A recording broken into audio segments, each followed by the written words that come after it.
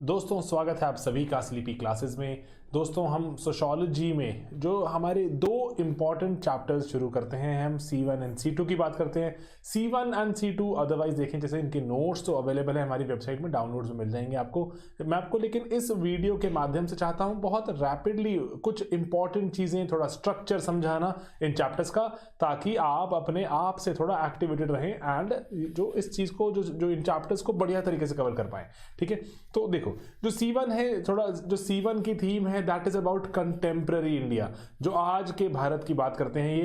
And आज के भारत में कह रहे हैं कि कैसे बदलाव आ रहा है, सोशल चेंज कैसे आ रहा है। तो सोशल चेंज में आने के लिए वो बोलते हैं कि तीन इंपॉर्टेंट जो चीजें हैं जो नजर आई हमारे सिलेबस को, वो क्या है कि एक तो हमने डेवलपमेंट प्लानिंग शुरू करी मिक्स्ड इकोनॉमी के साथ, कॉन्स्टिट्यूशन लॉ कैसे लेकर आते हैं चेंज, एजुकेशन हमारे देश में कैसे बदलाव लेकर आता है। तो मैं आपको यहाँ पर चलो मैं डिटेल में तो नहीं समझा रहा हूँ यहाँ पे कि क्या क्या चीजें हैं, लेकिन ब्रॉडर स्ट्रक्चर जरूर समझाता हूं। ठीक है, जो आइडिया ऑफ डेवलपमेंट प्लानिंग की अगर हम बात करते हैं, सबसे पहले मैं इसी को अगर उठाऊं तो जैसे कौन सी चीजें हैं जो इंपॉर्टेंट हैं, नोट्स आपके पास वहां अवेलेबल है, आप देख सकते हैं। अदरवाइज अगर आप हमारे पेड मॉड्यूल्स का पार्ट है वहां तो हमने कवर किया ही है, तो उसके बियॉन्ड लेकिन ठीक है अगर आपको खुद से कवर करना है तो क्या क्या चीजों पर ध्यान दिया जाए। ठीक है, ये लेक्चर नहीं है, again I repeat, but this is a broader guideline. ठीक है, ब्रॉडर गाइडेंस ओरिएंटेड वीडियो। तो जैसे सबसे पहले जैसे अगर हम बात करें यहाँ पे डेवलपमेंट प्लानिंग की, जैसे जब हमारा देश दोस्तों आज़ाद हुआ तो ये इंपॉर्टेंट है कि at the time of independence हमारे जो देश में पर्टिकुलरली कि क्या क्या रिसोर्सेज थे। ठीक है, तो अब अगर हम उसके रिसोर्सेज की बात करें तो जैसे देश आज़ाद हुआ था अभी बहुत लिमिटेड रिसोर्सेज थे हमारे देश के पास ना, तीन इंपॉर्टेंट चॉइसेस थी। यहाँ पर आपको वो तीन चॉइसेस के बारे में जैसे बताना जरूरी है कि पहले कि हम कौन सा मॉडल देश का अपनाएं, क्या हम देश में एक एकदम फुल फ्लेजेड कैपिटलिज्म को ले आए, या फिर दोस्तों हम देश में एक मिक्स्ड इकोनॉमी का गठन करें जहां पर हम कैपिटलिज्म एंड सरकार भी कुछ इनिशिएटिव्स ले, सोशलिज्म भी लेकर आए, या हार्डकोर सारा कुछ ही सरकार के पास, हम हार्डकोर एक सोशलिस्ट या फिर एक कम्युनिस्ट एक आइडिया अपनाते हुए अपने देश का गठन करें। तो ये हमारे पास कुछ चॉइसेस थी। तो ये डेवलपमेंट प्लानिंग की यहां बात करते हैं, इसीलिए यहां पर आप जो इनिशियल फेजेस में हमारे पास जो डेवलपमेंट प्लानिंग की बात आती है, नेक्स्ट चैप्टर में भी आपको ये थीम नजर आएगी कंटिन्यूड होती हुई, मैं वहां पे थोड़ा आपको और डिटेल में समझाऊंगा। ठीक है, तो ये तीन चॉइसेस थी, इनके फायदे क्या थे, इनके नुकसान क्या थे, कैसे हमारे देश में मिक्स्ड इकोनॉमिक गठन हुआ, एंड इनफैक्ट इसमें आप अगर ये बात कर सकें लेटर ऑन, जैसे जब आप इसकी बात करते हैं the time of independence and क्या क्या चॉइसेस थी, उनके फायदे उनके नुकसान। 1991 में हमारे पास फिर से हमें एक जो चॉइस लेने का वक्त था, हमारा देश क्राइसिस से गुजर रहा था, तो उसके बाद हमारे देश में क्या क्या बदलाव हुए वो वाली बातें जानना। ठीक है, जिसको हम क्या बोलते हैं, देखो जैसे हमारा देश एक तो आज़ादी इंडिपेंडेंस है, उसके पहले का देश है प्री इंडिपेंडेंस, एक है पोस्ट इंडिपेंडेंस। पोस्ट इंडिपेंडेंस भी हमारा 1991 नजर आता है, जब इसको हम बोलते हैं पोस्ट एलपीजी की जो एलपीजी रिफॉर्म्स शुरू हुए, इसके बाद का हमारा देश काफी सिग्निफिकेंटली डिफरेंट है। ठीक है, एक तो ये बात हो गई। देन अगर हम कॉन्स्टिट्यूशन की बात करें तो जो ये कॉन्स्टिट्यूशन से जुड़ी हुई जो जितनी भी चीजें हैं, कॉन्स्टिट्यूशन ने हमारे देश में क्या क्या जो एस्टैब्लिशमेंट करी, कौन से थिंकर्स हैं, जैसे यहाँ पर आप जो हमारे पास हैं, लेट्स से कि एक जो राजीव भार्गव इंपॉर्टेंट है हमारे देश में, Y Singh, Yogendra Singh ji important thinker हैं, ये इग्नू में भी गिवन है, इग्नू की वेरियस बुकलेट्स में गिवन है। एंड देन वहां पर जैसे अगर ये बात करते हैं कि कैसे कॉन्स्टिट्यूशन राह दिखाता है, ऑंद्रे बेते का पर्सपेक्टिव है यहाँ पे आपको नोट्स में भी दिखेगा, तो वो भी यही बोलते हैं कि ऑंद्रे बेते पर्टिकुलरली क्या बोलते हैं हमें कि ओवरऑल जो लॉ है, लॉ हमारे देश में हमें एक रास्ता दिखाता है, अपनाना हमें खुद होती है वो रास्ते, हमें चलना है उस पर नहीं चलना। जैसे ट्रैफिक रूल्स हैं, ट्रैफिक रूल्स तो बहुत सारे आपको नजर आते हैं, लेकिन ट्रैफिक की वायलेशन भी पैरेलली उतनी ही नजर आती है। तो अकॉर्डिंगली लॉ सिर्फ रास्ता दिखाता है, और बहुत बार समाज भी यही करता है कि लॉ को बताता है कि क्या हमें अब वक्त आ गया है इस चीज के बारे में काम करना। जैसे कि आप यहाँ पर इशू ऑफ ट्रिपल तलाक की बात कर सकते हैं कि कैसे ट्रिपल तलाक का इशू की लॉ ने रास्ता दिखाया कल्चर को।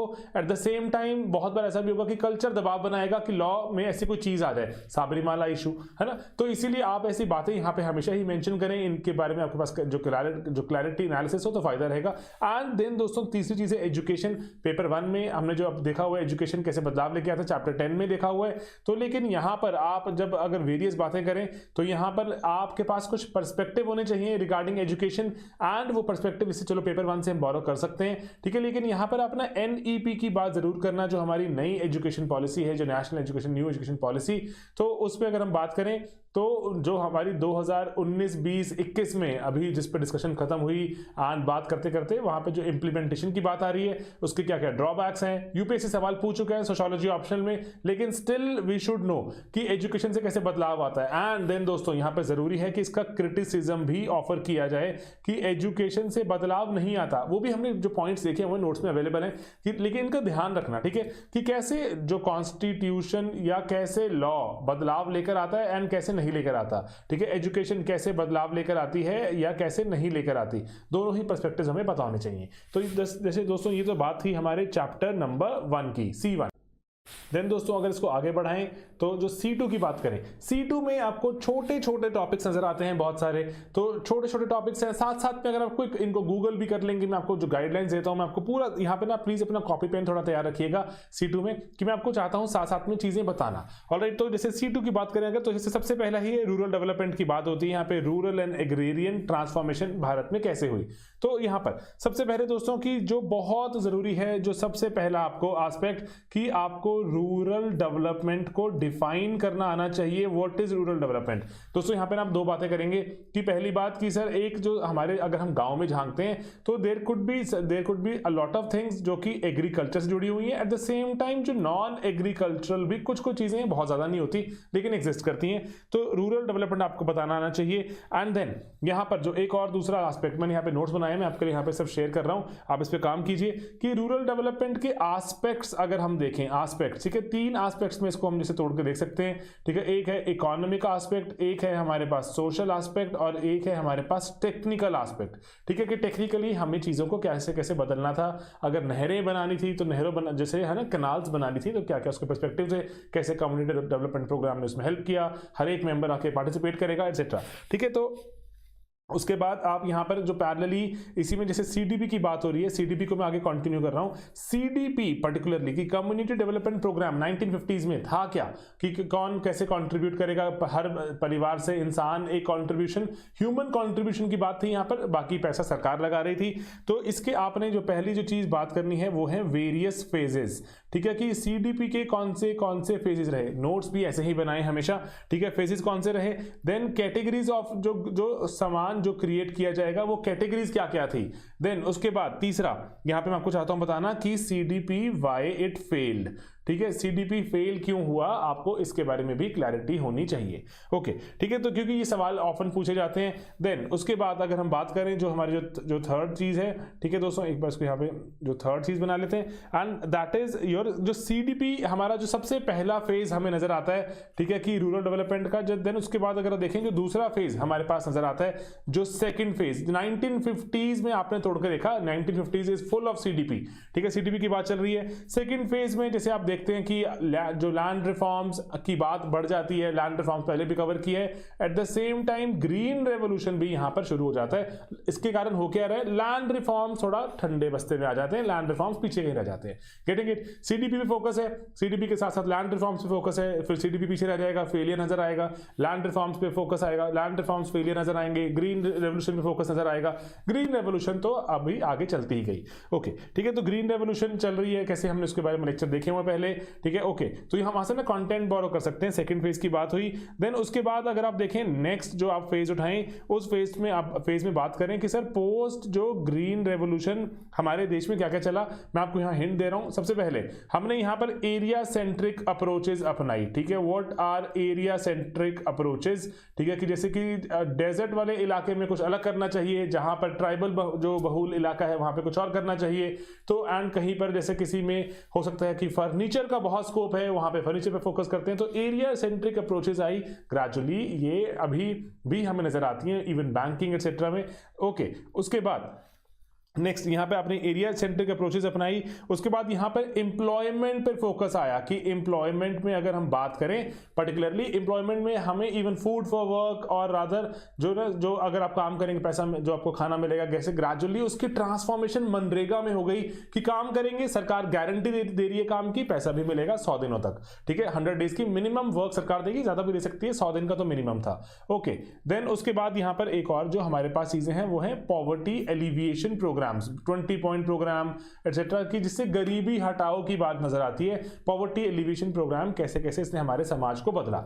ओके, देन उसके बाद फाइनली हमारा जैसे हम देखते हैं ना, वही मैंने आपको बताया, अगर हम पूरी एक जो कहानी चलाएं, हमारा देश आजाद होता है, इंडिपेंडेंस, उसके पहले की बात भी कर सकते हैं, इंडिपेंडेंस होती है, इंडिपेंडेंस के बाद सबसे पहला जो फोकस आता है वो सीडीपी पे आता है, सीडीपी के बाद आगे बढ़ते हैं तो लैंड रिफॉर्म्स नजर आते हैं, ग्रीन रेवोल्यूशन नजर आती है, फिर उसके बाद 1991 आता है। 1991 के बाद यहां पर आपको जो नजर आती है एलपीजी के साथ हमारा देश चलता हुआ है। पोस्ट एलपीजी क्या क्या देश में चल रहा है, ठीक है, तो इसीलिए जो ये पोस्ट एलपीजी फेज में हमारे पास की कौन सी चीजें और समाज में क्या क्या बदलाव हो रहा है, ठीक है। तो पोस्ट एलपीजी में अगर आप बात समझेंगे तो आपको नजर आएगा कि कैसे डब्ल्यूटीओ का आना, वेरियस चीजों का ओपन अप हो जाना, ठीक है, इससे हमारे देश में बदलाव आता है। ओके, अब यहाँ पे थोड़ा सा एक जो मैं डिटेल में अगर जाके देखें कि कोऑपरेटिव्स की बात, कि कोऑपरेटिव्स इंपॉर्टेंट है, ठीक है, यहाँ पे लिखा भी हुआ हमने कोऑपरेटिव्स।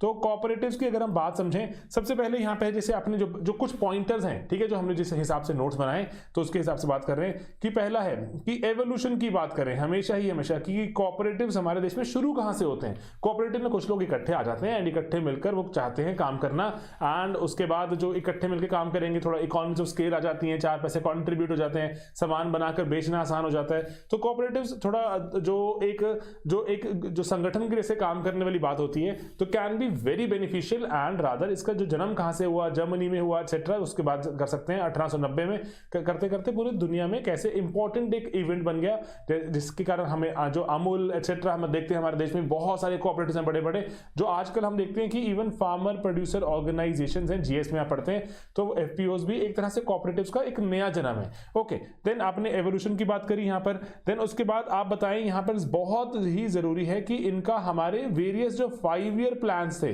ठीक है, जो 5 साल हमारी योजना होती है 5 ईयर प्लान्स, ठीक है, तो वो 5 ईयर प्लान्स की अगर हम बात करें तो 5 ईयर प्लान्स में हमारे कोऑपरेटिव्स कैसे कैसे नजर आते हैं उसकी बात करनी जरूरी है। देन दोस्तों तीसरे नंबर पे अगर हम बात करें यहाँ पे कोऑपरेटिव्स के, कि कोऑपरेटिव्स का स्ट्रक्चर क्या क्या रहता है, ठीक है। स्ट्रक्चर में आप कहेंगे सर इसका मतलब क्या हुआ, कि अच्छा कुछ चीजें हमारे कोऑपरेटिव एग्रीकल्चर में फोकस करते हैं, कुछ नॉन एग्रीकल्चरल रहते हैं, ओके, कुछ हमारे मार्केटिंग पे चाहते हैं फोकस करना, कुछ नॉन मार्केटिंग होते हैं, कुछ हमारे क्रेडिट ओरिएंटेड रहते हैं, कुछ नॉन क्रेडिट भी होते हैं, ठीक है। तो इसीलिए हमारे कोऑपरेटिव्स अपने इवन की इको में भी पढ़ते हैं इसको हम, कि कोऑपरेटिव जो बैंक रहते हैं वो किस तरह से काम करते हैं, उनका फोकस क्या क्या रहता है। ओके, देन उसके बाद चौथी चीज है कि जो न्यूज में होने के कारण अमेंडमेंट्स क्या क्या रही, इवन की एक नई मिनिस्ट्री का गठन किया गया, जैसे आपको पता होगा नई मिनिस्ट्री बनाई गई थी जिसका नाम जैसे 2021 जुलाई में बनाई गई थी, उसका नाम क्या था, मिनिस्ट्री ऑफ जो कोऑपरेशन। मिनिस्ट्री ऑफ कोऑपरेशन क्या थी, कोऑपरेटिव्स को प्रमोट करेगी, भारत में गरीबी हटाने का बहुत एक श्योर शॉट एक तरीका नजर आता है। इवन जैसे जो जोसेफ कुरियन जिन्होंने आनंद पैटर्न या फिर ऑपरेशन फ्लड का गठन किया, जोसेफ कुरियन जिन्होंने अमूल को इतना बड़ा शुमार दिलाया, 100 साल भी हो गए थे उनको 2021 में, तो अकॉर्डिंगली मिनिस्ट्री एक तरह से हम ट्रिब्यूट भी मान सकते हैं, एंड अकॉर्डिंगली आप जो इसके बारे में और जान सकते हैं, इंपॉर्टेंट टॉपिक रहेगा आने वाले सालों में। ओके, एंड देन उसके बाद लेकिन आप यहाँ पे कोऑपरेटिव्स की लिमिटेशंस पक्का बताएं, कि कोऑपरेटिव्स कोई ऐसी चीज नहीं है कि इसमें कोई बुराई नहीं है, लिमिटेशंस पक्का बताएं कि कैसे डेनियल थॉर्नर क्या समझते हैं, डेनियल थॉर्नर ने कैसे इसकी बुराई के बारे में बताया। वर्ल्ड बैंक की एक स्टडी है ऑन आनंद पैटर्न, ठीक है, ऑपरेशन फ्लड पे वर्ल्ड बैंक की स्टडी है, उसको जरूर कोट करें, ठीक है। एंड देन उसके बाद यहां पर आप अगर चाहें तो फिर से आई रिपीट, जो मिनिस्ट्री ऑफ जो कॉर्पोरेशन बनाई गई थी उसके बारे में नॉलेज रखेंगे तो आने वाले टाइम में यू विल बी बेनिफिटेड, ठीक है, फॉर श्योर। ओके, तो मैं एक बार जरा इसको यहाँ पे जो नेक्स्ट पेज पर ले चलता हूँ, खाली पेज हमने ब्लैंक पेज ले आते हैं। ओके, तो अब देन उसके बाद यहाँ पे जैसे अगर आप देख सकते हैं कि पॉवर्टी एलिविएशन स्कीम्स बहुत सारी मेंशन करनी पड़ती है हमें, 20 पॉइंट प्रोग्राम से लेके जो चलती गई, गरीबी हटाओ शुरू होता है 70s में हमारे देश में, और गरीबी हटाओ में नए नए प्रोग्राम्स आते हैं, आज भी फॉलो किए जाते हैं। ओके, ग्रीन रेवोल्यूशन में से बदलाव हम इसको देख चुके हैं, भारतीय एग्रीकल्चर का जो चेंजिंग जो मोड है पर्टिकुलरली, है ना, कि कैसे कैसे बदला एग्रीकल्चर में। ग्रीन रेवोल्यूशन है ना, वो 3 चीजें होती हैं कि एक तो land reforms, then green revolution, then post LPG, अभी क्या क्या चल रहा है हमारे देश का एग्रीकल्चर जो मोड चेंज हो रहा है, ये टॉपिक हमें रिपीटेडली नजर आता है, इवन की जीएस में काम भी आएगा। देन ये है आखिरी topic, problems of rural labour. इसमें हम क्या कर सकते हैं, सबसे इंपॉर्टेंट चीज, सबसे पहले आपको रूरल लेबर के बारे में अगर आप बात करें तो रूरल लेबर की आपको कॉम्पोजिशन पता होनी चाहिए।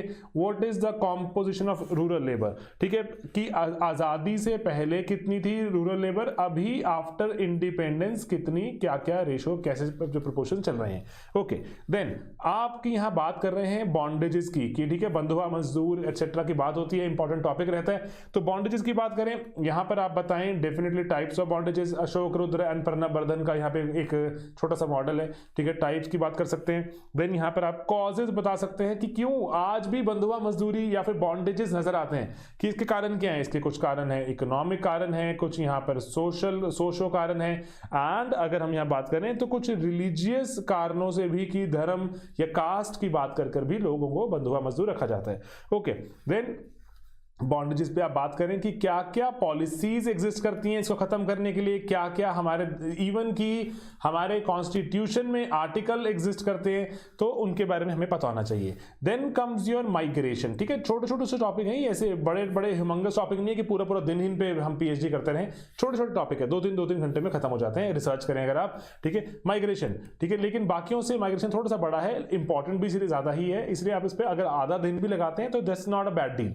ओके, ठीक है। माइग्रेशन, सबसे पहला आपको डिफाइन करनी आनी चाहिए सर माइग्रेशन होती क्या है, कि ठीक है माइग्रेशन फोर्स होती है या फिर डिस्प्लेसमेंट फोर्स होती है। माइग्रेशन, अगर मैं आपको बताऊं, migration is a voluntary act, कि अच्छा मुझे यहां पर लग रहा है कि यहां पर मेरा कुछ काम नहीं बन रहा, या फिर मेरे को पढ़ाई नहीं मिल रही, एम्प्लॉयमेंट नहीं मिल रही, अच्छी से जो सेहत नहीं है मेरी, तो मैं माइग्रेट कर सकता हूं। That still has some choice in it, ठीक है, माइग्रेशन। जबकि डिस्प्लेसमेंट होती है दैट इज फोर्सफुल, कि यहां पर पेड़ काटे जा रहे हैं, यहां से हटो, नहीं हटोगे तो आपको जेल में डाल दिया जाएगा, दैट इज डिस्प्लेसमेंट, ठीक है। माइग्रेशन एंड डिस्प्लेसमेंट में फर्क होना चाहिए सोचो में, तो ये बहुत ही इंपॉर्टेंट चीज है।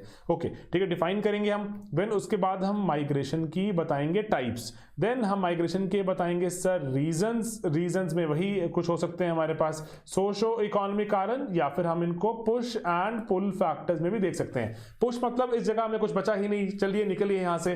पुल मतलब कि काफी आकर्षित कर रहा है आपको कि वहां चलता हूं, बहुत बढ़िया जिंदगी हो सकती है, ठीक है, push and pull factor. Okay, then उसके बाद माइग्रेशन का इंपैक्ट क्या क्या रहता है, ठीक है, इंपैक्ट या फिर आप कॉन्सिक्वेंसेस की बात कर सकते हैं। इस पे वही मास्टर फ्रेमवर्क लगाइए अपना, FMCG RCR, getting it, FMCG RCR socio का मास्टर फ्रेमवर्क है, कि फैमिली, मैरिज, कास्ट, जेंडर, ठीक है, रूरल अर्बन डिवाइड पे क्या फर्क पड़ेगा।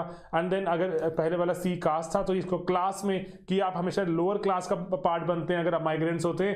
रिलीजियस एस्पेक्ट में कोई फर्क पड़ेगा नहीं पड़ेगा, ठीक है। तो इसमें ये जो 6-7 पॉइंट्स होते हैं, इसमें से अगर 3-4 भी अगर हम बढ़िया निकाल दें, हमारा अच्छा कॉन्सिक्वेंस का एक जो पैराग्राफ बन जाएगा। ओके, देन उसके बाद अगर हम देखें यहाँ पर इश्यूज की बात करें, ठीक है, कि इश्यूज क्या क्या रहते हैं माइग्रेशन के साथ साथ, कि बहुत सारे इश्यूज, प्रॉब्लम ऑफ अर्बनाइजेशन अगर हम बात करें, हमारे इसमें बहुत ही अनकंट्रोल्ड अर्बनाइजेशन हो रही है क्योंकि माइग्रेशन बहुत रैम्पेंट है। ओके, देन उसके बाद इश्यूज के बाद अगर आप इश्यूज बताएंगे तो सर आपको इश्यूज के साथ साथ आपको सॉल्यूशंस भी देने ही पड़ेंगे, ठीक है, कि सॉल्यूशंस क्या क्या हैं, कि माइग्रेशन को हम कैसे बढ़िया तरीके से मैनेज कर सकते हैं।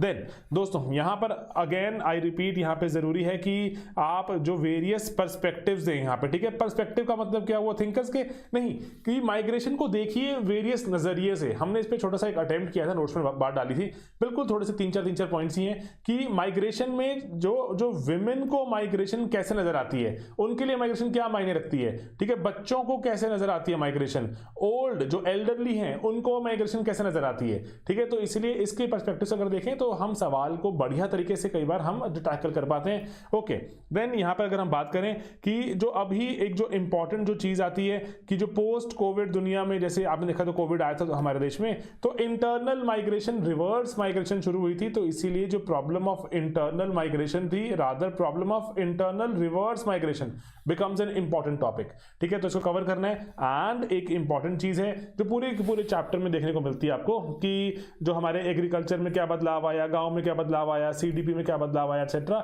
इसमें जो बात नजर आती है that is about Swaminathan report, ठीक है, जो स्वामीनाथन रिपोर्ट 2004 में दी गई थी। तो वो स्वामीनाथन रिपोर्ट के हमें पॉइंट्स पता होने चाहिए, कुछ इंप्लीमेंट हो गए हैं, कुछ आज भी हम सोचते रहते हैं इंप्लीमेंट कर दें।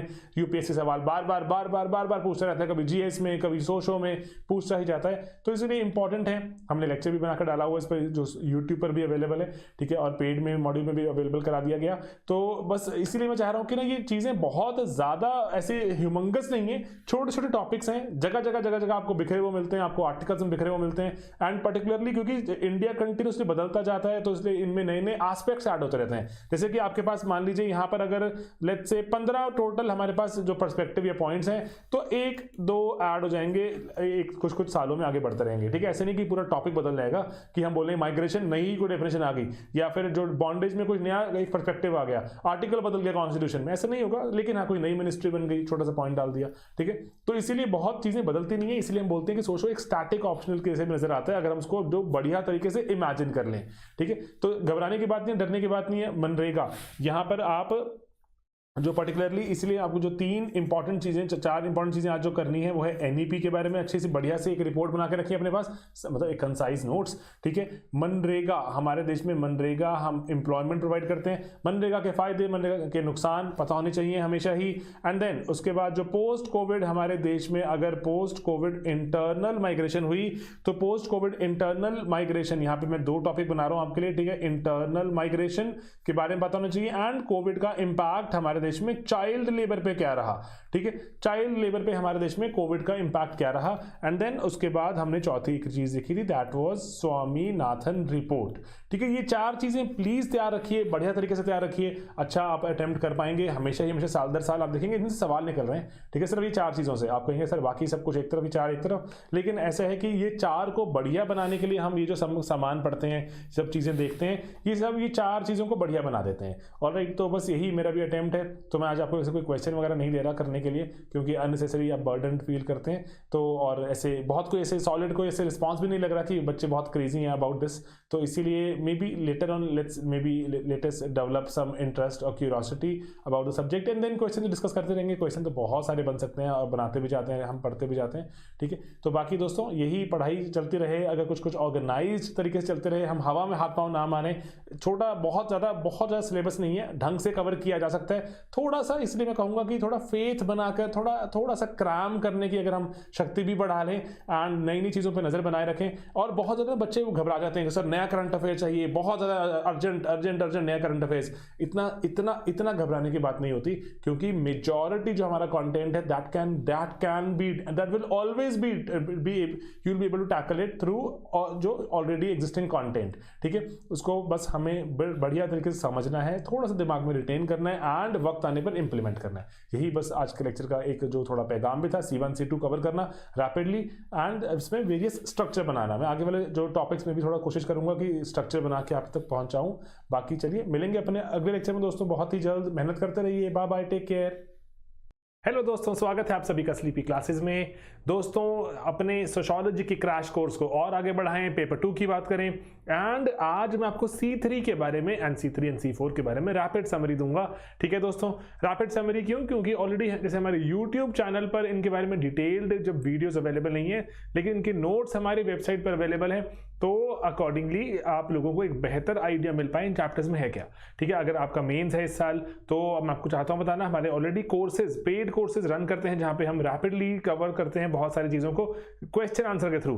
फॉर एग्जाम्पल जैसे चाहे वो GS की बात हो, चाहे ऑप्शनल की, मेंस के बैचेस में हम क्वेश्चंस एंड आंसर्स के थ्रू चीज़ें डिस्कस करते हैं, ठीक है, ताकि जो आप अगर एग्जाम देने जाएं तो accordingly you are better prepared, and accordingly जैसे आप अगर फुल ईयर कोर्स चाहते हैं ज्वाइन करना, चाहे वो GS का होता है प्री प्लस मेंस, या फिर आप ऑप्शनल का चाहते हैं सोशियोलॉजी, पॉलिटिकल साइंस, ठीक है, तो वो ऑप्शनल के full year courses with answer writing etcetera, बहुत सारी चीजें रहती हैं eight a very very low cost, ठीक है दोस्तों। यही हमारा आइडिया भी है, ज़्यादा से ज़्यादा लोगों को हम चाहते हैं कि क्वालिटी एजुकेशन पहुंचे, उन तक हम भी पहुंचें, क्योंकि हम बहुत एफर्ट करते हैं कंटेंट निकालने में, लेकिन eight the same time it is important कि हम फ्री का भी कुछ सामान बच्चों तक पहुंचाएं, ताकि ज़्यादा से ज़्यादा जो हमारे देश के लोग हैं, जो देश के बच्चे चाहते हैं कुछ जो एक अपनी पढ़ाई को बेटर एक डायरेक्शन देना, वो कर पाएँ, ठीक है। तो दोस्तों C3 टॉपिक है सोशो ऑप्शनल में, नाम है उसका industrialisation and urbanisation in India, कि कैसे मॉडर्न इंडस्ट्री इवॉल्व हुई। सवाल पूछे जाते हैं 10 मार्क का, जो मोस्टली अर्बन सेटलमेंट्स की ग्रोथ के बारे में बताइए, वर्किंग क्लास क्या होती है, इसका स्ट्रक्चर, ग्रोथ है ना, इनफॉर्मल सेक्टर क्या रहता है, slums, deprivation in urban areas, ये ब्रॉडर इसके आइडियाज। ओके, देन दोस्तों यहाँ पर अगर आप एवोल्यूशन ऑफ मॉडर्न इंडस्ट्री देखें तो मैं आपको चाहता हूँ बताना कि इग्नू में बहुत बढ़िया दिया हुआ है, वैसे नोट्स भी अवेलेबल है हमारे, लेकिन आप इग्नू पर भी जाके देखेंगे आपको आराम से कहानी समझ आएगी, जहां पर वो अर्ली फेज की बात करते हैं कि 1850s में हमारे देश में कुछ कुछ कॉटेज इंडस्ट्री थी, फिर हमारे देश में ग्रेजुअली कॉटन की इंडस्ट्री से जुड़ी हुई चीजें आई, एंड उसके बाद जैसे 1920s एंड 40s में जब दुनिया में जंग चल रही है, वर्ल्ड वॉर चल रही है, यूरोपियन फैक्ट्रीज बिल्कुल बंद है, तो भारत में एक तरह से इम्पेटस मिलता है एंड कुछ पारसीज, कुछ मारवाड़ीज यहाँ पर आकर बड़ी बड़ी फैक्ट्रीज हम लगाने शुरू करते हैं, एंड किस तरह से वो, क्या वो प्रो ब्रिटिश हैं, कितना वो एंटी ब्रिटिश हैं, किस तरह ब्रिटिश उनको फायदा करते हैं नहीं करते, उसके बारे में जानना जरूरी है। फिकी की एक स्थापना की जाती है, नेशनलिस्ट मूवमेंट में भी यहाँ पे इसका रोल है, एंड जो आजादी के वक्त पे हमारे देश में क्या इंडस्ट्री थी हमें पता होना चाहिए, स्टेटस इसका। After independence mixed economy follow करी, इसके पॉजिटिव्स एंड नेगेटिव्स की क्या हमारे देश में, जैसे जो लास्की के मॉडल को कैसे फॉलो किया गया, नेहरूवियन आइडिया क्या था, रशियन मॉडल कैसे हमने अमेंड किया, ये आपको जीएस में भी हेल्प करेगा जो हिस्ट्री में, ठीक है। Then post liberalisation LPG era में टेक्नोलॉजी, इन्वेस्टमेंट, सर्विस इंडस्ट्री के चलते कैसे अनइक्वल ग्रोथ हो रही है, शहरों का विकास हो रहा है, एंड और जो मिडिल क्लास एक्सेट्रा के साथ जो जुड़ी हुई जितनी भी हमारे जो कंसर्न्स रहते हैं। ओके, देन अर्बन सेटलमेंट्स की ग्रोथ की बात होती है तो यहाँ पे सबसे पहले बताना जरूरी है कि सर सेटलमेंट्स होती क्या है, व्हाट आर सेटलमेंट्स, है ना। जो भी आपको ऑप्शनल पढ़ते हैं या फिर इवन जीएस में सवाल आता है तो मैं तो हमेशा ही आपको रिकमेंड करता हूँ ऑलवेज ऑलवेज डिफाइन, जो डिफाइन से अगर आप शुरू कर सकते हैं कि सर सेटलमेंट का मतलब ये रहता है, ठीक है, तो आपके आंसर को एक फ्लो मिल जाता है, एंड जो एक आपकी विचारधारा भी समझ आती है एग्जामिनर को कि आप किस तरह से सिस्टमैटिकली चाहते हैं चीजों को अप्रोच करना। ओके, देन चेंजिंग नेचर बताइए सेटलमेंट्स की, प्री हिस्टोरिक कैसे थी, हिस्टोरिक, मिडीवल टाइम्स में, देन पॉलिटिकल मिलिट्री टाउन्स आने शुरू हुए अंग्रेजों के आने से, ट्रेडिंग मैन्युफैक्चरिंग टाउन्स एग्जिस्ट करते थे, एजुकेशन टेंपल टाउन्स एग्जिस्ट करते थे, उनकी क्या सिग्निफिकेंस है, क्या किस तरह की सोसाइटी देखने को मिलती है, देन की जो कई हर एक शहर में similar level of politics involve नहीं होती, हर शहर में similar level of economics involve नहीं होती, तो इसलिए कुछ फीचर्स पर ध्यान दें यहाँ, पॉलिटिकल, डेमोग्राफिक, मतलब कि आबादी कैसी है, कि कई ऐसे शहर होते हैं जहां पर बहुत सारे माइग्रेंट्स होते हैं, तो माइग्रेंट्स रहते हैं तो अकॉर्डिंगली ऐसे भी देखने को मिलता है हमारे देश में कि मेल पॉपुलेशन ज्यादा है, ठीक है, तो स्पेशल फीचर्स की कैसे कि बहुत कम एरिया में जो स्थापित है या फिर एकदम फैला हुआ है, कि अर्बन है, सेमी अर्बन है, then economic, religious, socio cultural को सिग्निफिकेंस उस शहर का, सेटलमेंट का, कॉलोनियल को लेगेसी, देन जो पोस्ट इंडिपेंडेंस हमारी अगर जो सेटलमेंट्स का कैरेक्टर चेंज हो रहा है, किस तरह से चीजों में बदलाव आया, एडमिनिस्ट्रेटिव सेंटर्स का जो गठन किया जा रहा है बहुत सारे, है ना, करंट कुछ इश्यूज हैं हमारे जो अर्बन सेटलमेंट्स के, एंड कुछ करंट टाइप्स, एडमिनिस्ट्रेटिव टाउन्स, है ना, कई शहर तो सिर्फ और सिर्फ एडमिनिस्ट्रेशन के चलते ही बहुत बड़े हो गए, जैसे फॉर एग्जाम्पल चंडीगढ़, ठीक है। देन इंडस्ट्रियल टाउन्स हैं, कमर्शियल, है ना, कमर्शियल इंडस्ट्रियल में फर्क क्या होता है, कमर्शियल में मोस्टली ट्रेडिंग हो रही होती है, इंडस्ट्रियल में प्रोडक्शन हो रही होती है, ठीक है। देन माइनिंग टाउन्स, देन जो कुछ मिलिट्री के द्वारा बनाए गए towns, educational towns, tourist towns, है ना, तो इनके बारे में अगर आपको पता रहे तो बेहतर अंडरस्टैंडिंग रहती है, इनकी तरह किस तरह की सोसाइटी फॉर्म हो सकती है उसका अंडरस्टैंडिंग रहती है।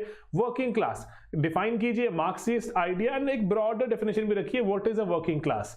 देन पर्सपेक्टिव दे सकते हैं कि वर्किंग क्लास एक्सपैंड हो रही है, कई थिंकर्स मानते हैं कि वर्किंग क्लास बढ़ती जा रही है, इवन की जो टॉप लेवल ऑफिसर्स हैं वो भी वर्किंग क्लास हैं, जो कई ऐसे मानते हैं कि सर वर्किंग क्लास डिसअपीयर हो रही है, कि नहीं, वर्किंग क्लास तो ग्रेजुअली सब्ज्यूम होती जा रही है, एलियनेशन कम हो रही है, एंड अकॉर्डिंगली वर्किंग क्लास जो घटती जा रही है। हॉर्मस्ट्रॉम है जो जॉन हॉर्मस्ट्रॉम, उनका पर्सपेक्टिव भी ले सकते हैं यहाँ पर। हिस्ट्री क्या है वर्किंग क्लास की, वर्कर्स फेस था हमारे देश में जब 1850 में, कि वर्कर्स अकॉर्डिंगली खुद से ऑर्गेनाइज करने की कोशिश करते हैं। फिलेंथ्रोपिक, कि कुछ ऐसे नेता आए जिन्होंने लीड करना शुरू किया, पढ़े लिखे ज्यादा थे, लॉज के बारे में ज्यादा जानते थे, तो लीड करना शुरू किया वर्कर्स को। देन ट्रेड यूनियनिज्म आया देश में, एंड देन वर्किंग क्लास हमारे प्री इंडिपेंडेंस टाइम से लेके अभी मॉडर्न टाइम्स में कैसे इवॉल्व होती गई, लिबरलाइजेशन के बाद वर्किंग क्लास कैसे नजर आती है। आपने प्री एंड पोस्ट एलपीजी जब भी कोई बात आई इंडस्ट्रियल उसकी, या फिर जब बात आए मिडिल क्लास की, बात आए वर्किंग क्लास की, एग्रीकल्चरल क्लास की, किसी भी तरह की क्लास की बात आए, आपने प्री एलपीजी पोस्ट एलपीजी बात हमेशा करनी है, ठीक है। आज नेचर और स्ट्रक्चर क्या है, एंड सोशल बैकग्राउंड भी अगर इसका मिल जाए कि कौन से जो प्राइमरीली लोग कहाँ से थे, अर्बन एरियाज में थी, विमेन कम थी, है ना, ऐसे अगर आपको कुछ पर्सपेक्टिव पता लगे तो आपने वो भी इसमें डालने हैं।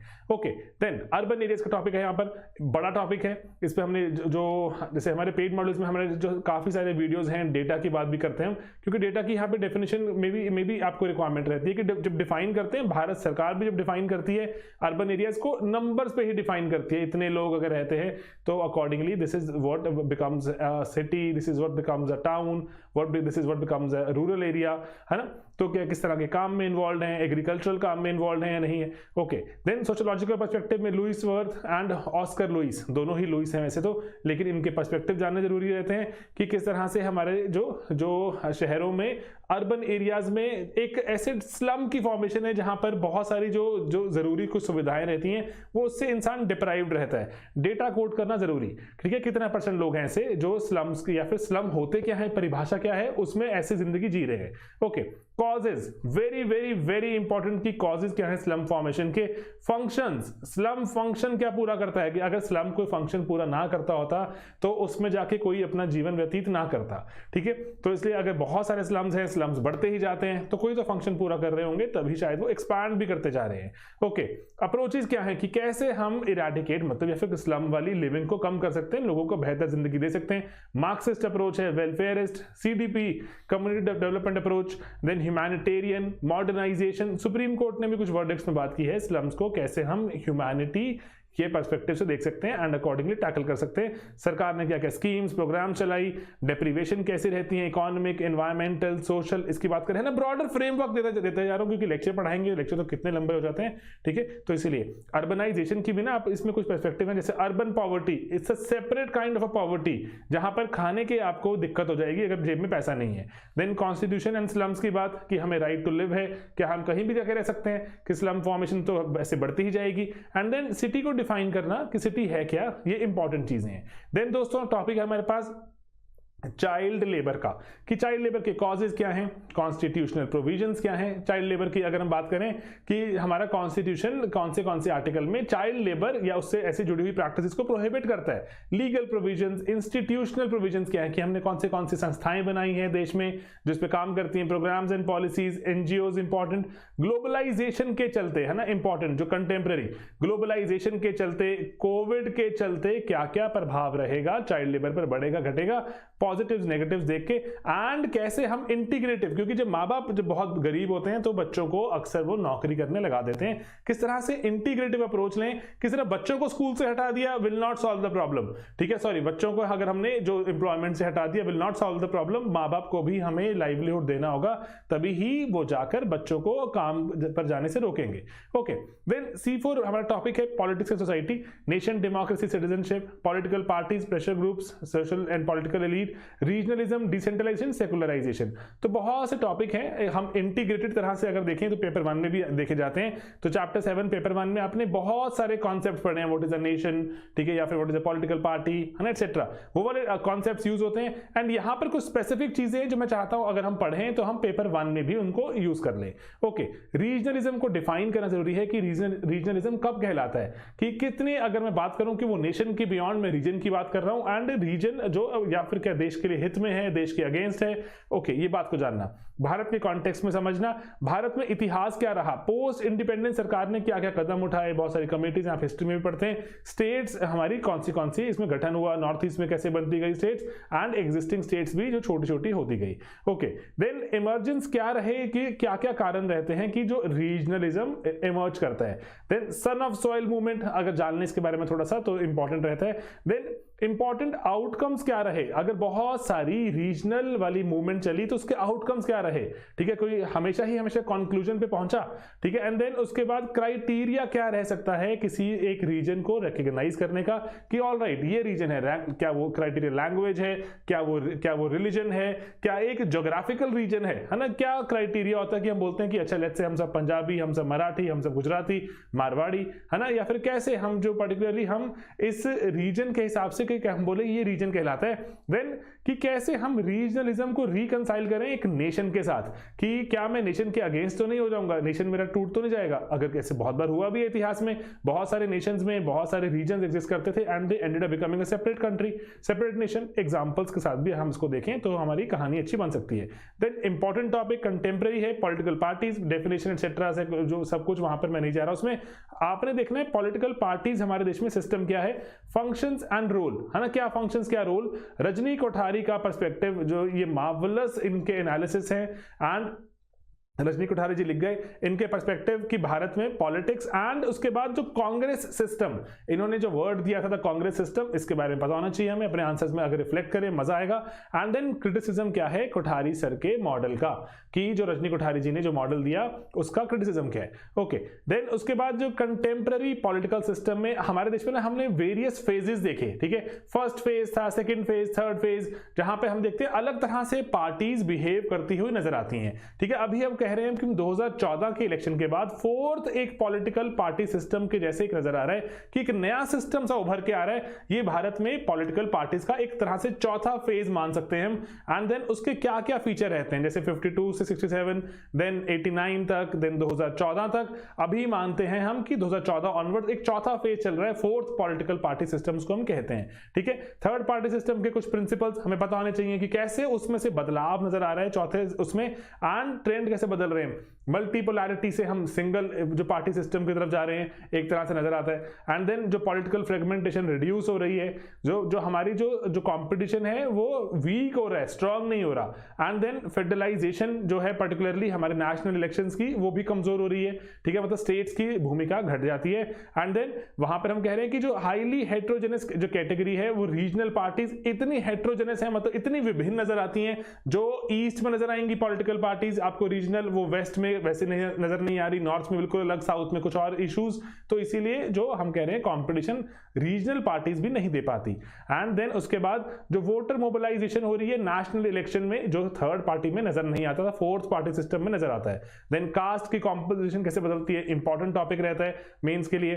बीजेपी एक इंपॉर्टेंट पार्टी, एक जो एक सिस्टम डिफाइनिंग पार्टी के बनकर उभर कर आई 2014 ऑनवर्ड्स, इंपॉर्टेंट एनालिसिस, ठीक है।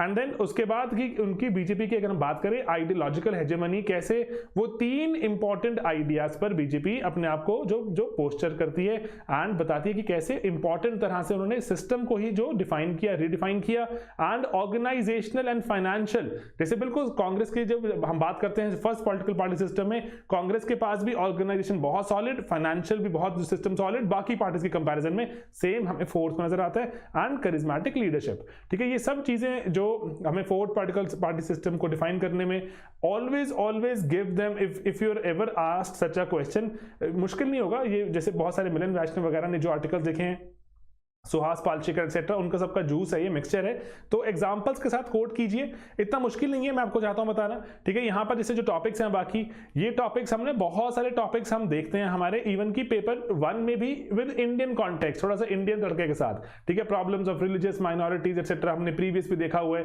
हमारे B6 में भी था, तो इसीलिए सब चीजों को मिक्स करके अगर हम देखें तो ये, लेकिन कुछ इंपॉर्टेंट टॉपिक जो मैंने नीचे आपको बताया, regionalism and even political party system का evolution, these are very important topics, ठीक है। तो इस पर आप ध्यान दीजिए। सेकुलराइजेशन, हमारे देश में सेकुलरिज्म का मॉडल कैसे डिफरेंट है एग्जिस्टिंग मॉडल्स जो वेस्ट के मॉडल्स हैं, तो उसके बारे में बात करें। दिल्ली राइट्स की बात करें, दिल्ली राइट्स, साबरीमाला इशू की बात करें, ठीक है। तो ये इंपॉर्टेंट कंसर्न्स हैं, इनके बारे में अगर हम बात करें, इनका एनालिसिस रखें, तो हम अच्छा अटेम्प्ट कर सकते हैं, मेंस में भी बेहतर नंबर ला सकते हैं, ठीक है दोस्तों। तो एक ये ब्रॉडर फ्रेमवर्क वाला वीडियो रहता है हमेशा ही कि हम क्या क्या पढ़ें क्या ना पढ़ें, कि ब्रॉडर आइडिया रहे कि बिल्कुल काम फैल ही ना जाए, पढ़ने लगे तो पढ़ते ही रहे, ठीक है। तो इसीलिए मैं चाह रहा था ऐसे कुछ वीडियोस बनाकर आपको थोड़ा और बेहतर गाइड करना, ठीक है दोस्तों। बाकी बस आप भी पढ़ाई जो बनाए रखिए, एंड मिलेंगे अपने अगले वीडियोस में बहुत ही जल्द दोस्तों। Bye bye, take care. Hello दोस्तों, स्वागत है आप सभी का स्लीपी क्लासेस में एक बार फिर। और सोशियोलॉजी का पेपर 2 का एक इंपॉर्टेंट टॉपिक, इसका नाम है इनफॉर्मल सेक्टर, ठीक है। आपने ये टॉपिक पहले पढ़ा भी हुआ है, जगह जगह इकोनॉमी और सोशल इश्यूज वगैरह में पढ़ा हो सकता है, तो लेकिन उसको एक थोड़ा सा और क्विक एक बार कवर कर लेना चाहिए from socio perspective as well. बिल्कुल छोटा सा टॉपिक है ये, और इसमें कुछ टर्म्स और कुछ चीज़ें याद रखिए, उसके सिवा भी आप इसमें और बहुत कुछ डाल सकते हैं, तो मैं आपको बताऊंगा क्या क्या। तो ठीक है, आइए चलिए, तो सबसे पहले जैसे एक योजना है इनफॉर्मल सेक्टर पे पूरी की पूरी, उसमें से हमने बहुत सामान बोरो किया। तो वो योजना क्या बताती है कि जैसे ये टर्म किसने कॉइन करी, कीथ हार्ट, ठीक है, एक यूके के एंथ्रोपोलॉजिस्ट हैं और साउथ अफ्रीका वगैरह में भी रहे। तो इन्होंने ये टर्म कॉइन करी कीथ हार्ट ने, जब ये घाना की कैपिटल आकरा, वहाँ पर जब ये देख रहे थे कि कैसे सब्जी मंडी वगैरह सब कुछ ऐसे लगा हुआ है, तो इन्होंने सोचा ये कैसी अजीब सी चीज़ है, ये क्या हो रहा है। तो उन्होंने ये टर्म कॉइन करी है, ये फॉर्मली ऑर्गेनाइज नहीं है, ये इनफॉर्मली ऑर्गेनाइज है, इनफॉर्मल सेक्टर है, ठीक है। तो इनफॉर्मल सेक्टर याद रखें, एंथ्रोपोलॉजिस्ट थे हमारे कीथ हार्ट, उन्होंने आकरा में ये घाना में ये टर्म कॉइन करी।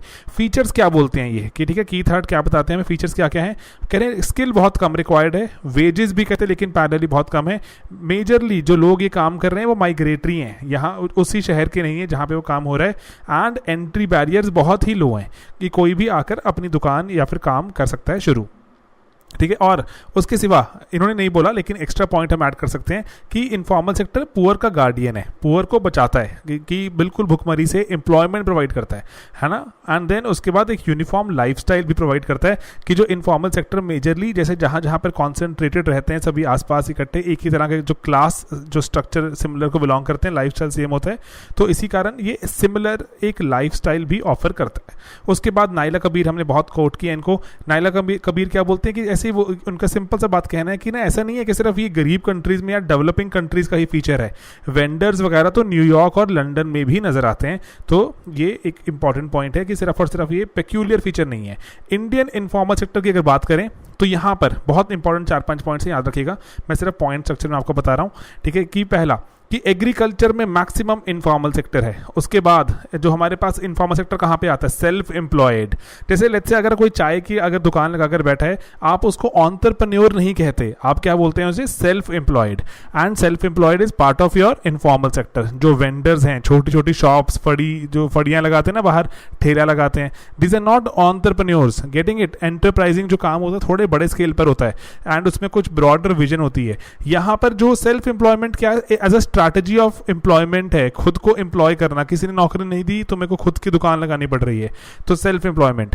एंड देन कॉन्ट्रैक्ट लेबरर्स, ठीक है, किसी जगह पर जैसे कंस्ट्रक्शन साइट वगैरह पे काम कर रहे हैं। हाउस होल्ड लेबरर्स, जो घर में बहुत सी मेजरली जो विमेन ही इन्वॉल्व हैं, जो हाउस होल्ड में जाके काम कर रही हैं।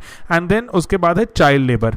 यूनिसेफ क्या बोलता है, मैक्सिमम, ये this is crore, these are crore in India, 5 crore बोलते हैं वो, कि यूनिसेफ का जो डेटा है 5 करोड़ चाइल्ड लेबर आज भी भारत में काम करते हैं। इनफॉर्मल सेक्टर ही है वो, that is not part of your formal organisation, ठीक है, ओके।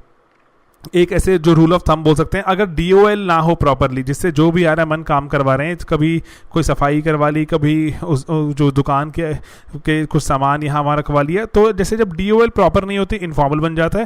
एंड जब सरकारी रेगुलेशन फॉलो नहीं होते इसको अनऑर्गेनाइज सेक्टर कहा जाता है। वैसे इंटरचेंजेबली ये लिटरेचर में यूज होता है, लेकिन स्टिल आपको ये पता हो तो बेटर रहेगा, आपका आंसर अच्छा बन जाएगा। डिवीजन ऑफ लेबर जब नहीं होती, इनफॉर्मल संस्था बन जाती है। एंड जब गवर्नमेंट रेगुलेशन जब उस संस्था में नहीं फॉलो की जाती, अनऑर्गेनाइज्ड। एंड मेजरली हम क्या देखते हैं, ये चीजें ओवरलैप करती हैं, ठीक है, unorganised and informal, they go hand in hand, okay. उसके बाद ग्लोबलाइजेशन का इनफॉर्मल सेक्टर पर कोई असर है हमारे देश में, आपसे सवाल पूछा जाता है, इको में पूछते हैं, GS3 वगैरह में। तो देखो यहाँ पर एक बहुत ही हाईली कोटेड एक रिपोर्ट है, योजना में पूरी डिस्कस थी, उसको सरथ दवाला रिपोर्ट कहते हैं। ये क्या बोलते हैं, 1991 में इंडिया में 91% इनफॉर्मल सेक्टर है, ठीक है, 91% इनफॉर्मल सेक्टर है। ये बढ़ते हुए 96%, 97 पॉइंट समथिंग अभी लेटेस्ट प्रोपोर्शन है हमारे डेटा के हिसाब से, तो 97 पॉइंट समथिंग % अभी हमारे देश में इनफॉर्मल सेक्टर है। इतना ज़्यादा कि आप इमेजिन कीजिए, इतनी वर्कफोर्स बढ़ी एंड इनफॉर्मल सेक्टर और बढ़ा, मतलब कि कितने सारे लोग इनफॉर्मली एम्प्लॉयड हैं इस वक्त। रीज़न क्या है कि ग्लोबलाइजेशन से इनफॉर्मल सेक्टर क्यों बढ़ा, पहला क्योंकि कॉन्ट्रैक्ट लेबर बढ़ा, ठीक है। कॉन्ट्रैक्ट लेबर क्यों बढ़ा, क्योंकि सरकारी जो हमारे लेबर लॉज वगैरह हैं वो बोलते हैं हायरिंग के बाद फायरिंग बहुत मुश्किल है, तो लेकिन अगर आज आपका प्रोडक्ट बिक रहा है, कल ना बिके, तो एम्प्लॉयज़ को नहीं निकाल पाओगे तो बड़ी दिक्कत हो जाएगी। इसलिए कॉन्ट्रैक्ट लेबर की तरह रखा जाता है, इसलिए उनको जो भी काम आ रहा है वो कराया जाता है। एंड देन उसके बाद वहाँ पर जो ऑर्गेनाइज्ड हमारी इंडस्ट्री से, जैसे रेलवेज, PSUs, इनमें डाउन साइजिंग हो गई, मतलब बहुत सारी सिक इंडस्ट्रीज को बंद कर दिया गया। एंड उसके बाद सरकार भी बहुत विड्रॉ करती गई जो इंडस्ट्री से, तो बंद हो गई या बेच दी गई, तो उसके डाउन साइजिंग हुई, जितने लोग काम करते थे उससे कम लोग काम कर रहे हैं अब। तो एक जो भौमिक और एक सेवा करके संस्था है, भौमिक तो रिसर्चर हैं एंड सेवा ये क्या बताते हैं हमें, सेवा सेल्फ एम्प्लॉयड वीमेन एसोसिएशन, सेवा हमें क्या बताते हैं कि ये लोग जो डाउन साइजिंग का शिकार हुए, जिनकी जॉब्स गई, इनको जॉब्स कहाँ मिली फिर? इनफॉर्मल सेक्टर में। आपकी एनसीईआरटी भी है, वो एनसीईआरटी भी क्या बताती है आपको? अहमदाबाद मिल्स की स्टोरी सुनाती है, जिसमें बहुत से लोग पहले ऑर्गेनाइज सेक्टर में काम करते थे, लेकिन मिल्स बंद हो गई विद टाइम, और तो वो सभी लोगों के बहुत दिक्कत, ज़िंदगी बढ़ गई, इनफॉर्मली एम्प्लॉयड हो गए। बहुत से लोग तो छोटे मोटे मीनियल जॉब्स ही कर रहे थे, लेकिन वो क्या थी? सभी इनफॉर्मल सेक्टर में ही जॉब्स थी। उसके बाद लाइफस्टाइल बदले, इन्फ्लेशन भी बढ़ी, तो उससे हुआ क्या? विमेन को भी काम करना पड़ा इंक्रीजिंगली। जो हमारे जो देश में ऐसा था कि विमेन ये फॉर्मल या फिर बाहर निकल के काम नहीं करने वाले उसमें थे, घर के डोमेस्टिक काम कर रहे हैं या एग्रीकल्चर में कंट्रीब्यूट कर रहे थे। तो लेकिन हुआ क्या? जब विमेन ने काम करना बाहर आए तो वहाँ पे वो कहाँ पे कॉन्सेंट्रेट हो गई सारी विमेन? इनफॉर्मल सेक्टर में। एंड देन एमएसएमईज बढ़ी, है ना, माइक्रो स्मॉल मीडियम एंटरप्राइजेज बढ़ी। इनमें मेजरली बहुत से लोग जो एम्प्लॉयड थे वो क्या थे? इनफॉर्मली एम्प्लॉयड थे। एमएसएमई की growth contributes to informal sector की ग्रोथ। इला भट्ट हैं सेवा में, जिनके जो सेवा को लेके एंड अदरवाइज भी बहुत न्यूज़ में रहती हैं, तो वो लिखती हैं कि ग्लोबलाइजेशन के बहुत फ़ायदे भी हैं, लेकिन वो क्या लिखती हैं कि कहते हैं विमेन को जॉब मिली, अदरवाइज पहले जॉब नहीं मिलती थी, लेकिन अब इनफॉर्मल सेक्टर ने लो पेइंग जॉब निकाली, तो जिसको कोई बाकी मेन करने को तैयार नहीं थे, तो विमेन को जॉब मिलनी शुरू हुई। विमेन डिसीजन मेकर्स बनी इसी कारण से, जब वो जॉब पर जाने लगी, फाइनेंशियल इंडिपेंडेंस हुई, डिसीजन मेकिंग में इंप्रूवमेंट आई। पेट्रियार्की पे वो कहती है डायरेक्ट अटैक है, और कहते हैं इसी कारण से अब पॉसिबिलिटी थी कि विमेन को जॉब मिल सकती है, विमेन को एजुकेशन मिलना भी स्टार्ट हुआ, तो और विमेन ने आगे अपने बच्चों को पढ़ाना शुरू किया। तो वो बोलते हैं पॉजिटिव भी है ग्लोबलाइजेशन का, जो इनफॉर्मल सेक्टर की ग्रोथ के कारण विमेन का बहुत भला हुआ, फायदा हुआ। और उसके बाद इसीलिए क्या बोलते हैं? फेमिनाइजेशन ऑफ लेबर भी हो रही है। हमारा इको सर्वे में चैप्टर भी हमने कवर किया हुआ है। और उसके बियॉन्ड अगर आप देखो, अगर आपको एक दो पॉइंट्स और ऐड करने हैं, तो आप यहाँ पे जैसे बोल सकते हो कि स्ट्रीट वेंडर्स वगैरह जो होते हैं, जो इनफॉर्मल लेबर का बहुत बड़ा पार्ट है इनफॉर्मल सेक्टर का, उनके राइट्स और उनकी बारे में जो बहुत और तरह की, उनको रेगुलराइज करने के लिए बहुत सारे लॉज बनने की बात हो रही है ना, इनके राइट्स की अब डिबेट शुरू हो चुकी है। एंड देन इंश्योरेंस स्कीम है, जैसे पेंशन स्कीम, अटल पेंशन योजना, है ना, फैसिलिटी, स्वास्थ्य बीमा योजना, facility for informal sector unorganise sector employees, तो ये हो रहा है शुरू, ना। इनफॉर्मल सेक्टर 97% जब देश की आबादी, जब एम्प्लॉयड वर्क फोर्स यहाँ काम करेगी, तो you just can not ignore it, सारा देश ही तो वही है, तो इसीलिए अब ज़रूरी हो गया। तो इसके सिवा हम एक दो चीज़ें और कर सकते हैं कि किस तरह से चाइल्ड लेबर और informal sector they go hand in hand, है ना, विमेन और informal sector they go hand in hand. तो आपने इन बातों पे ध्यान करना है, कॉन्सेंट्रेट पक्का करना है, that is how you will and up writing a good answer. Keith heart का नाम तो आना मैंडेटरी है, कीथ हार्ट ने क्योंकि टर्म भी कॉइन की थी, इसलिए ये तो बिल्कुल ही ज़रूरी है अपने यहाँ पर इनका जिक्र हो। ठीक है दोस्तों, छोटे छोटे कुछ टॉपिक्स और भी मैं आपको वो भी फटाफट से चाहता हूँ बताना। ठीक है, एक ही था हमारे पास इनफॉर्मल सेक्टर। मिलते हैं जल्दी, ओके बाय बाय। हेलो दोस्तों, स्वागत है आप सभी का स्लीपी क्लासेस में। और ये क्रैश कोर्स में अगेन हम एक चाहते हैं छोटा सा टॉपिक कवर करना, अदरवाइज इसको अगेन मैं आपको रिपीट करता हूँ, आप इसको यूज़ कर सकते हैं सोशल इश्यूज़ में भी। बहुत ही इंपॉर्टेंट टॉपिक है ये, कम्युनलिज्म का, एंड एथिक्स में आ सकता है, ऐसे में पूछ सकते हैं। मैं आपको बहुत ही क्विक नोट देना चाहता हूँ 3 टॉपिक्स के। मैं छोटे छोटे 3 वीडियोज़ बना दूंगा ताकि देखने आसान रहे। ठीक है, एक है कम्युनलिज्म पर वीडियो आएगा, देन एक है रिलीजियस माइनॉरिटीज़ पर, एंड एक है हमारे पास फंडामेंटलिज्म पर। ठीक है, चलिए शुरू करते हैं। छोटा सा वीडियो बनेगा, ये 4-5 मिनट का ही रहने वाला है।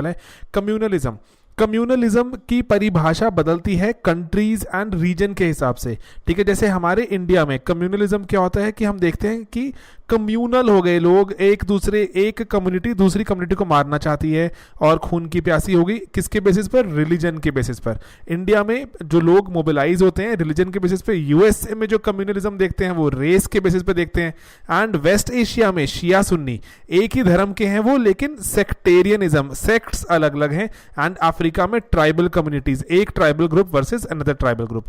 तो डेफिनेशन क्या निकल कर आती है ब्रॉडली, क्योंकि इंडिया में बहुत से लोग इसको डिफाइन करने की ट्राई करते हैं कम्युनलिज्म को रिलीजन के बेसिस पर। बिपिन चंद्रा भी ऐसे करते हैं, लेकिन कम्युनलिज्म अगर देखें तो ब्रॉडर डेफिनेशन क्या है कि हम सोशल ट्रेडिशंस को यूज करें जब हम लोगों को मोबिलाइज या फिर इकट्ठा करने के लिए, उनको अपने साथ लगाने के लिए, जनरली क्यों? कोई वेस्टेड इंटरेस्ट पूरा करना होगा। ठीक है, generally to satisfy some vested interest. ठीक है, कम्युनलिज्म इसीलिए यूज हुआ, थोड़ा सा ये नेगेटिव सेंस में यूज होता है, कभी इसलिए नहीं होता कि हम सबको इकट्ठा लेकर चलते हैं एंड कुछ बेटी बचाओ बेटी पढ़ाओ करेंगे, नहीं, इसलिए कम्युनलिज्म नहीं होगा वो। ठीक है, कम्युनलिज्म में कहीं ना कहीं थोड़ी सी एक नेगेटिव सेंस भी है, इसीलिए to satisfy some vested interest बोलना जरूरी है। तो इंडिया में अगेन मैं रिपीट करता हूं, रिलीजन, यूएसए में रेस के नाम पर, वेस्ट एशिया में सेक्टेरियनिज्म, एक ही धर्म के 2 सेक्ट्स हैं, एंड अफ्रीका में ट्राइबल ग्रुप आपस में लड़ रहे हैं। तो कम्युनलिज्म के नाम पर। तो बिपिन चंद्रा बताते हैं हमें 3 तरह के कम्युनलिज्म है, एग्जैक्ट सेंस में नहीं लिखते लेकिन हम अगर ब्रॉडली देखें तो बिपिन चंद्रा की किताब में नजर आता है 3 तरह के कम्युनलिज्म है जो हमें देखने को मिलते हैं अपने देश में। जैसे जहां पे वो कहते हैं आज़ादी से पहले जो भी देखने को मिला 3 तरह से बोलते हैं। पहला था लिबरल कम्युनलिज्म। लिबरल कम्युनलिज्म में क्या बोलते हैं, देखो आप इसको टेबल बना सकते हैं, मैंने पहले भी समझाने की ट्राई की अपने वीडियोज में।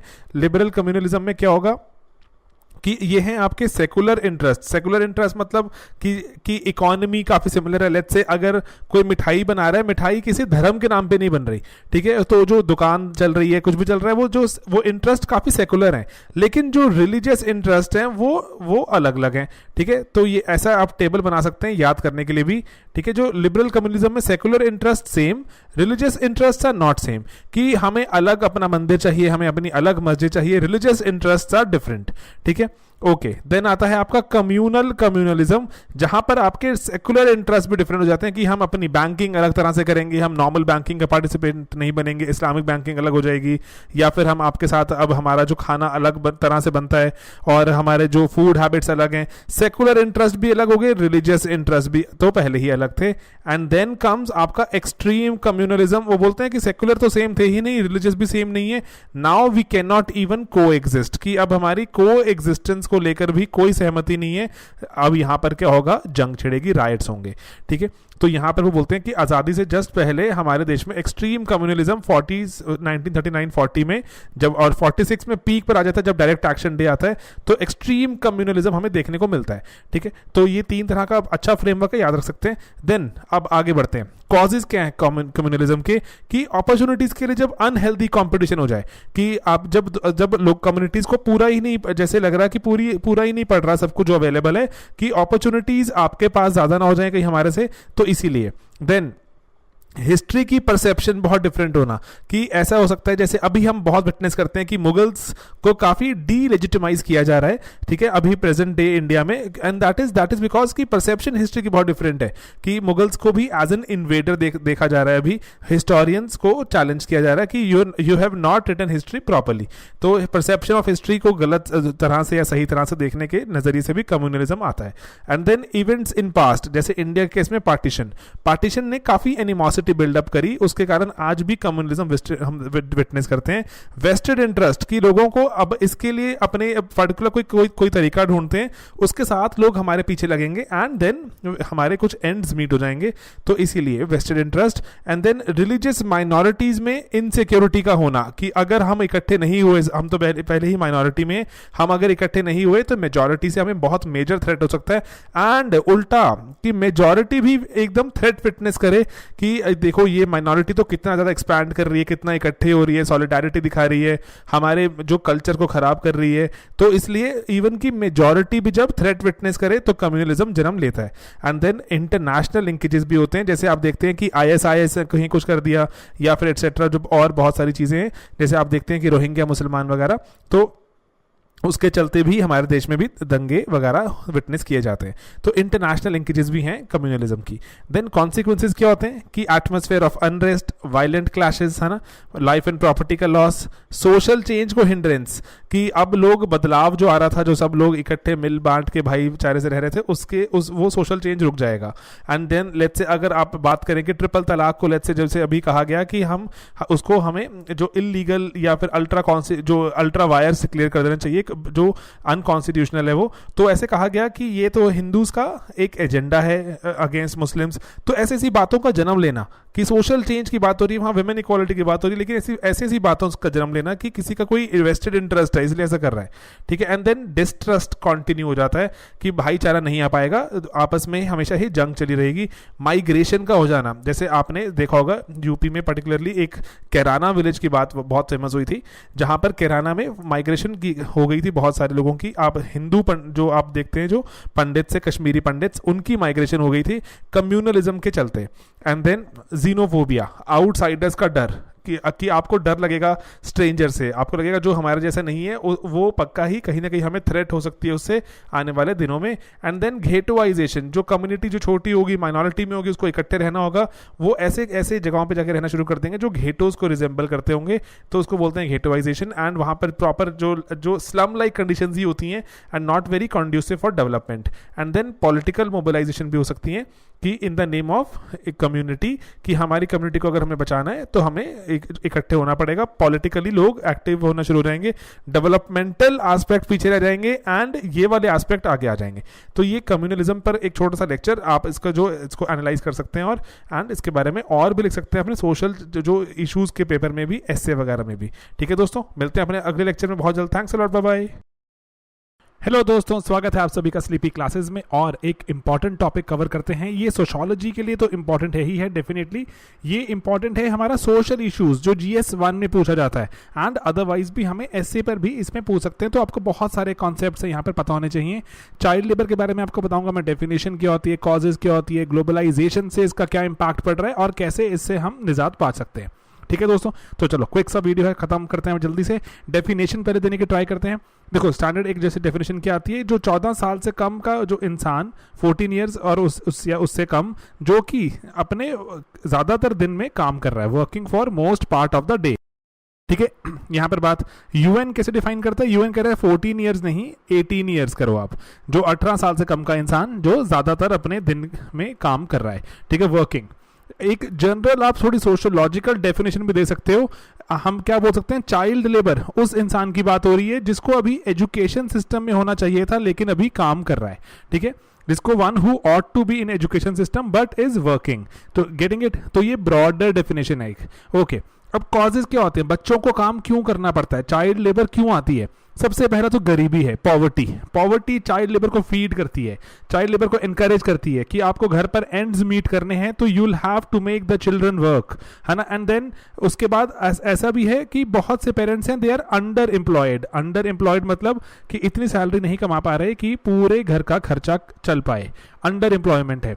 तो बच्चे क्या करते हैं, फुल टाइम बच्चे एम्प्लॉयड नहीं होते, लेकिन हाँ बच्चों को थोड़ा थोड़ा काम करके कंट्रीब्यूट करना पड़ता है। एंड देन उसके बाद वोकेशनल, हमारे देश में वोकेशनल एजुकेशन काफ़ी वीक है। कि वोकेशनल एजुकेशन का मतलब क्या है, वहाँ पर यहाँ समझने की ट्राई करना कि वोकेशनल एजुकेशन वो होती है जो स्किल बेस्ड एजुकेशन है, स्किल बेस्ड, जहाँ पर स्किल मिलेगा एंड उसके बाद जैसे अगर कोई मैकेनिक चाहता है बनना, मैकेनिक बन सकता है एक्सेट्रा। तो वोकेशनल एजुकेशन काफ़ी वीक है। तो वो वाली जो एजुकेशन वीक होने से क्या होता है, बच्चे एजुकेशन सिस्टम में आते ही नहीं। तो आप यहाँ पर ये वाला पॉइंट आगे कंटिन्यू करके आप देख सकते हैं, मैं आपको दिखाता हूँ यहाँ पर ये पॉइंट क्या बोलता है कि एजुकेशन सिस्टम ही का भी ये फेलियर की तरह देख सकते हैं कि बच्चों का या फिर पेरेंट्स का जो ट्रस्ट ही नहीं है एजुकेशन सिस्टम में, कि अगर बच्चों को स्कूल भेज भी दिया तो उससे क्या होगा, कि उनको कोई उसके बाद जॉब मिलेगी क्या, जो ऑलरेडी इतनी मुश्किल से वो पास हो रहे हैं, उसके बाद हमने अगर उनको कोई छोटी मोटी डिग्री करवा भी दी, क्या जॉब मिलेगी उन्हें। तो हमें उन्हें पहले से ही अपने साथ काम पे लगा रहे हैं एंड या फिर यहाँ पर छोटा मोटा मैकेनिक का कोई काम मिल गया वहाँ पर डाल रहे हैं। तो ये जो एजुकेशन सिस्टम में भी लॉस ऑफ ट्रस्ट है। ठीक है, देन उसके बाद एजुकेशन सिस्टम में इंफ्रास्ट्रक्चर भी मिसिंग है, बच्चे आ रहे हैं स्कूल में नहीं आ रहे हैं, या फिर उसके लिए जो पैरेलली मटेरियल चाहिए बच्चों की ग्रोथ के लिए वो सब मिसिंग है। ओवरऑल होता क्या है कि स्कूल के सिस्टम में, एजुकेशन के सिस्टम में विश्वास ही नहीं होता कि अगर ऐसे रो धोकर डिग्री या फिर 10वीं 12वीं पास कर भी ली उससे क्या होगा अल्टीमेटली। ठीक है, ये बहुत कॉमन से एक ये जैसे कैलाश सत्यार्थी की आप स्पीच सुनते हैं तो उसमें ये बोलते हैं कि एजुकेशन सिस्टम को में वापस ट्रस्ट लाना होगा, एजुकेशन सिस्टम को रिवैम्प करना होगा, जहां पर अगर पढ़ा लिख गया कोई तो थोड़ी अश्योरेंस हो जाए कि उसको जॉब मिलेगी।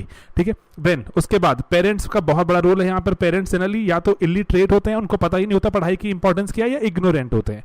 ठीक है, फैमिलीज बड़ी होती हैं। ओवरऑल आ क्या रहा है कि जहां भी आप देखो लार्ज फैमिलीज में कि अगेन एंड्स मीट करना मुश्किल है तो बच्चों को काम पर लगा दिया जाता है। अनहैप्पी होम्स मतलब जहां पर जो पेरेंट्स में जो जनरली आपस में लड़ाई झगड़ा चल रहा है, डिसफंक्शनल, वहां पर बच्चों को सोशल सिक्योरिटी नहीं होती, खाना मिलेगा कि नहीं मिलेगा। बहुत से बच्चे काम करने के लिए इसीलिए आ जाते हैं बाहर, ढाबा पे काम कर रहे होते हैं, किसी के घर में डोमेस्टिक लेबर बन जाते हैं।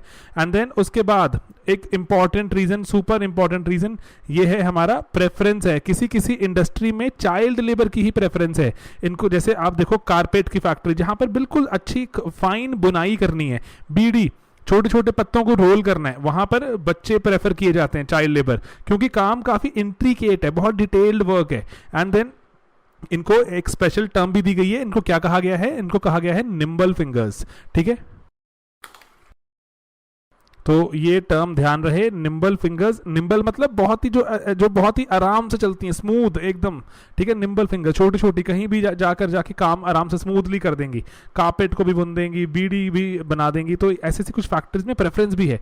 देन उसके बाद बहुत से बच्चे जो ऑर्फन जो हो जाते हैं, अनाथ हो जाते हैं, उनके प्रोटेक्शन का फेलियर, उनको अच्छे से नहीं रखा गया ऑर्फन एजेस में, और तो इसीलिए क्या करते हैं, वो बाहर आके खुद के सर्वाइवल का जिम्मा खुद उठाते हैं, and what they do is they become child labour. And then उसके बाद एक और आपने गवर्नेंस पर भी बात ये बतानी जरूरी है कि करप्शन भी है। जो बच्चों के लिए ग्रांट्स दी गई, स्कॉलरशिप दी गई, वो बेनिफिशियरीज तक पहुंच ही नहीं पाती है ना, और जो कल्प्रिट है ना तो उनको कोई किसी ने सजा दी। तो इसीलिए करप्शन भी एक मेजर रीजन है कि आज भी हमारे यहाँ पर सुधार गृह होते हैं बहुत सारे, जैसे कस्तूरबा आप देखेंगे तो वहाँ पर कस्तूरबा गांधी के नाम से बालिका विद्यालय चलते हैं, जो वहाँ पर बहुत सारे जो रेप केसेस भी आते हैं। तो ये इनका जो ओवरऑल सिस्टम में काफ़ी ज़्यादा करप्शन है।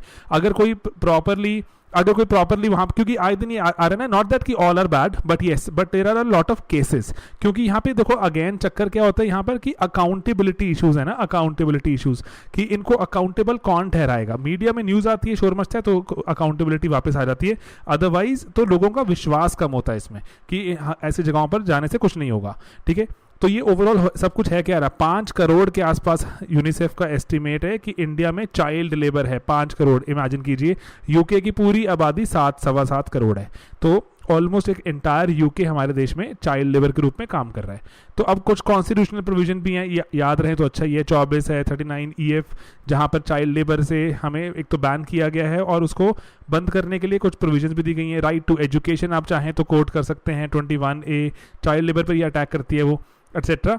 तो कुछ कॉन्स्टिट्यूशनल प्रोविजंस भी हैं, और आगे भी हमारे पास इंस्टीट्यूशनल प्रोविजन भी हम देखेंगे क्या क्या हैं। और उसके पहले आप देख लो ग्लोबलाइजेशन और चाइल्ड लेबर कैसे जुड़े हुए हैं। नेगेटिव्स देखते हैं पहले कि किस तरह से ग्लोबलाइजेशन चाइल्ड लेबर को बढ़ाती है। पहला कि कंपेटिटिवनेस बढ़ गई है, जैसे जैसे ग्लोबलाइजेशन बढ़ी, कंपटीशन बढ़ा, तो प्रॉफिट ओरिएंटेशन इंक्रीज हो जाती है कि कैसे सर्वाइव करें, कैसे थोड़ा थोड़ा प्रॉफिट भी निकालें।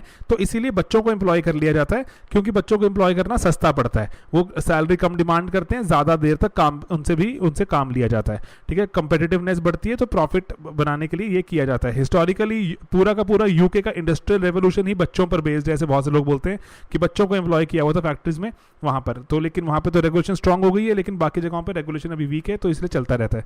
एंड देन उसके बाद एवेन्यूज बढ़ जाते हैं ग्लोबलाइजेशन में। एवेन्यूज मतलब नई नई तरह की छोटी छोटी कंपनी, बड़ी बड़ी कंपनी, कुछ कहीं से कोई सप्लायर बन गया, तो है ना, सप्लायर छोटा छोटा, जैसे लेट्स से जूतों की कंपनी के लिए जो सोल प्रोवाइड कर रहे हैं, सोल बना रहे हैं, वहाँ पर बच्चों को रखा हुआ है। तो ऐसे ये जो जैसे बड़ी बड़ी कंपनीज हैं, जैसे एक बहुत बड़ा स्कैंडल हुआ था यूएस में, जहाँ पर पता लगा था कि जैसे नाइकी, एडिडास जैसे बड़े बड़े ब्रांड से ये जो इनके जो कपड़े बनकर आ रहे थे, ये कहीं ना कहीं बांग्लादेश वगैरह में बच्चे बना रहे थे, चाइल्ड लेबर बना रहे थे। तो उससे भी हुआ था। स्वेट शॉप में था कि औरतें या फिर जो लोग भी काम कर रहे थे, छोटी छोटी जगहों पर बहुत सारे लोग भर्ती किए हुए थे, जमा किए हुए थे, तो उसका काफ़ी इम्पैक्ट रहा कि एवेन्यूज बढ़ जाते हैं। जब नई नई तरह की अपॉर्चुनिटीज आती हैं तो बच्चों को वहाँ पर काम में धकेल दिया जाता है। अर्बनाइजेशन भी एक रिस्पॉन्सिबल है, क्योंकि माइग्रेशन करते हैं परिवार, माइग्रेट करके वहाँ पर गुजारा होता नहीं है, सस्टेनेबिलिटी इशूज आ जाते हैं, और इसीलिए बच्चों को वो काम करने लगा देते हैं, जिसको हम अंडर एम्प्लॉयमेंट ऑफ पेरेंट्स भी कहते हैं। एंड देन ग्लोबलाइजेशन बढ़ा रही है इसको, अर्बनाइजेशन वगैरह सबको, माइग्रेशन को इंक्रीज कर रही है। और देन उसके बाद जो जैसे जैसे ग्लोबलाइजेशन हो रही है, लोगों के परिवारों के इनकम्स बढ़ रही हैं अर्बन शहरों में, तो हो क्या रहा है, वो डोमेस्टिक चाइल्ड लेबर की डिमांड करते हैं। वो कि वो कह रहे हैं कि घर पर रखने के लिए छोटू चाहिए, हमें घर पर रखने के लिए छोटू चाहिए, क्योंकि अब हमारी इनकम बढ़ गई है, अब हम अफोर्ड कर सकते हैं एक छोटू।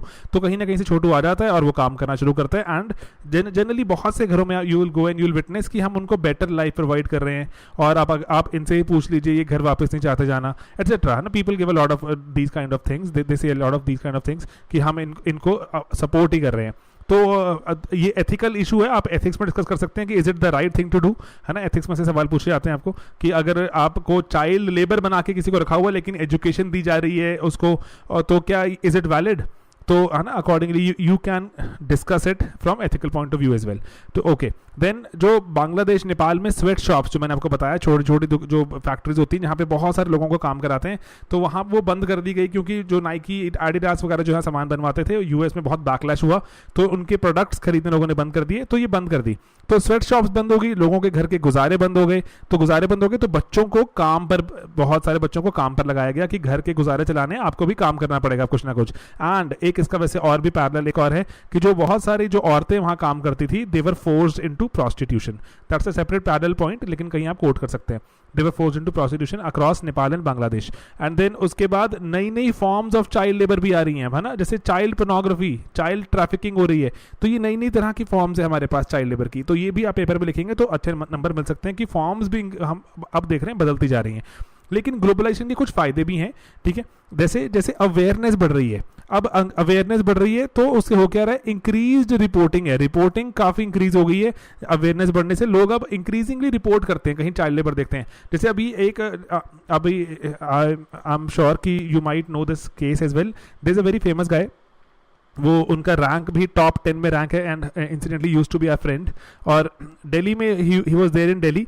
जब भी वो चाइल्ड लेबर, जैसे दिल्ली में अगर आप राजेंद्र नगर एरिया पर देखा हो तो वहाँ पे बहुत सारे जगहों पर ढाबा हैं, ढाबाज पर बच्चे काम करते हैं, तो जब भी वो देखते थे वो कॉल कर देते थे चाइल्ड लेबर हेल्पलाइन पर, जो चाइल्ड हेल्पलाइन है वहाँ पर, तो कॉल करते थे, बोलते थे कि यहाँ पर बच्चा काम कर रहा है, इसको ले जाइए। Before he got selected and he got a top 10 rank.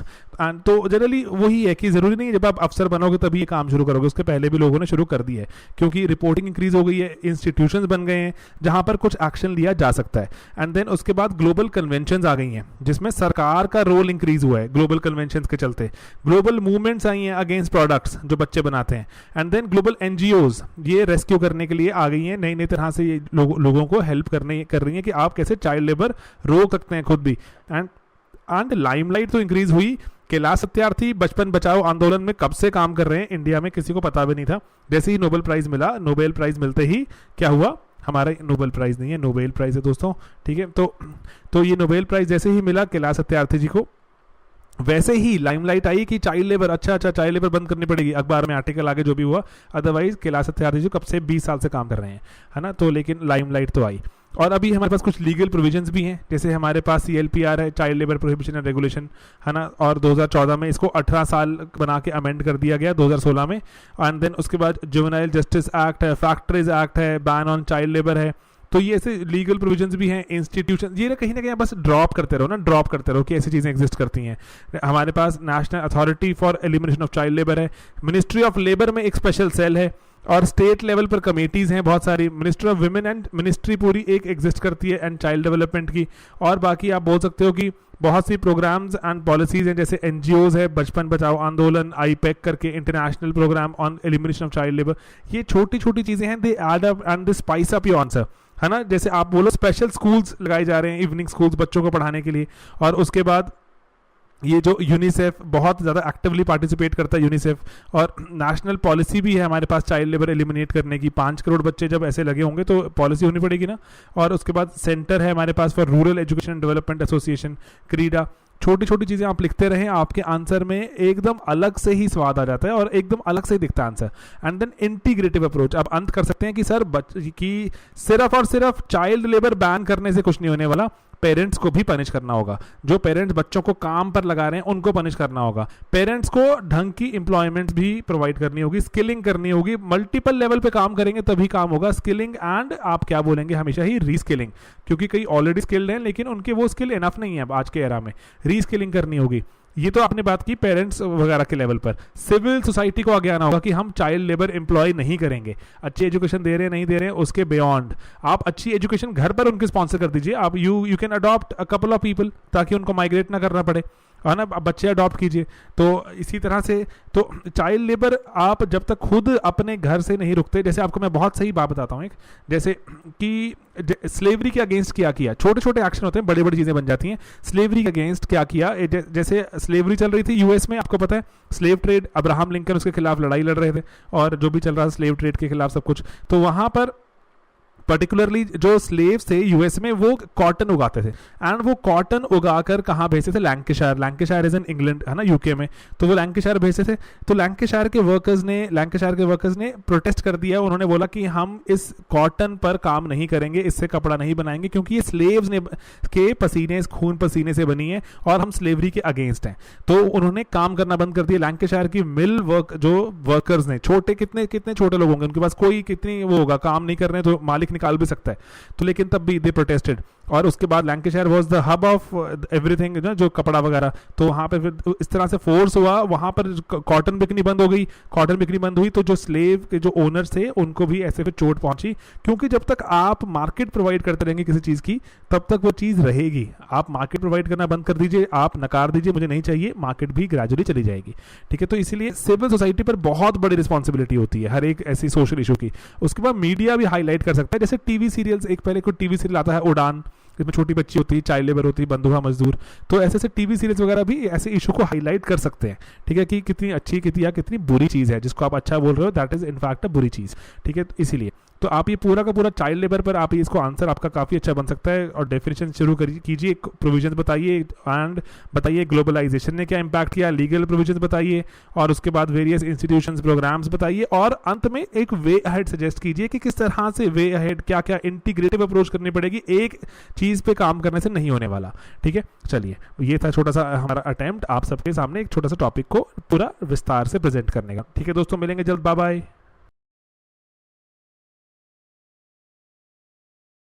Hello दोस्तों, स्वागत है आप सभी का स्लीपी क्लासेस में। और सोशियोलॉजी के पेपर 2 में C7 में एक टॉपिक है हमारे पास, वायलेंस अगेंस्ट वुमेन। इस पर मैं ब्रॉडर पॉइंट्स दे रहा हूँ, एंड आप इन पॉइंट्स को ध्यान रहे, आप इन पॉइंट्स को यूज़ कर सकते हैं अपने जो GS में सोशल इश्यूज़ के एग्जाम में। ठीक है, जब आपको GS 1 में सोशल इश्यूज़ पूछा जाए वहाँ यूज़ कर सकते हैं, एंड अदरवाइज जहाँ भी आपको एथिक्स में से सवाल नजर आए एथिक्स में कर सकते हैं।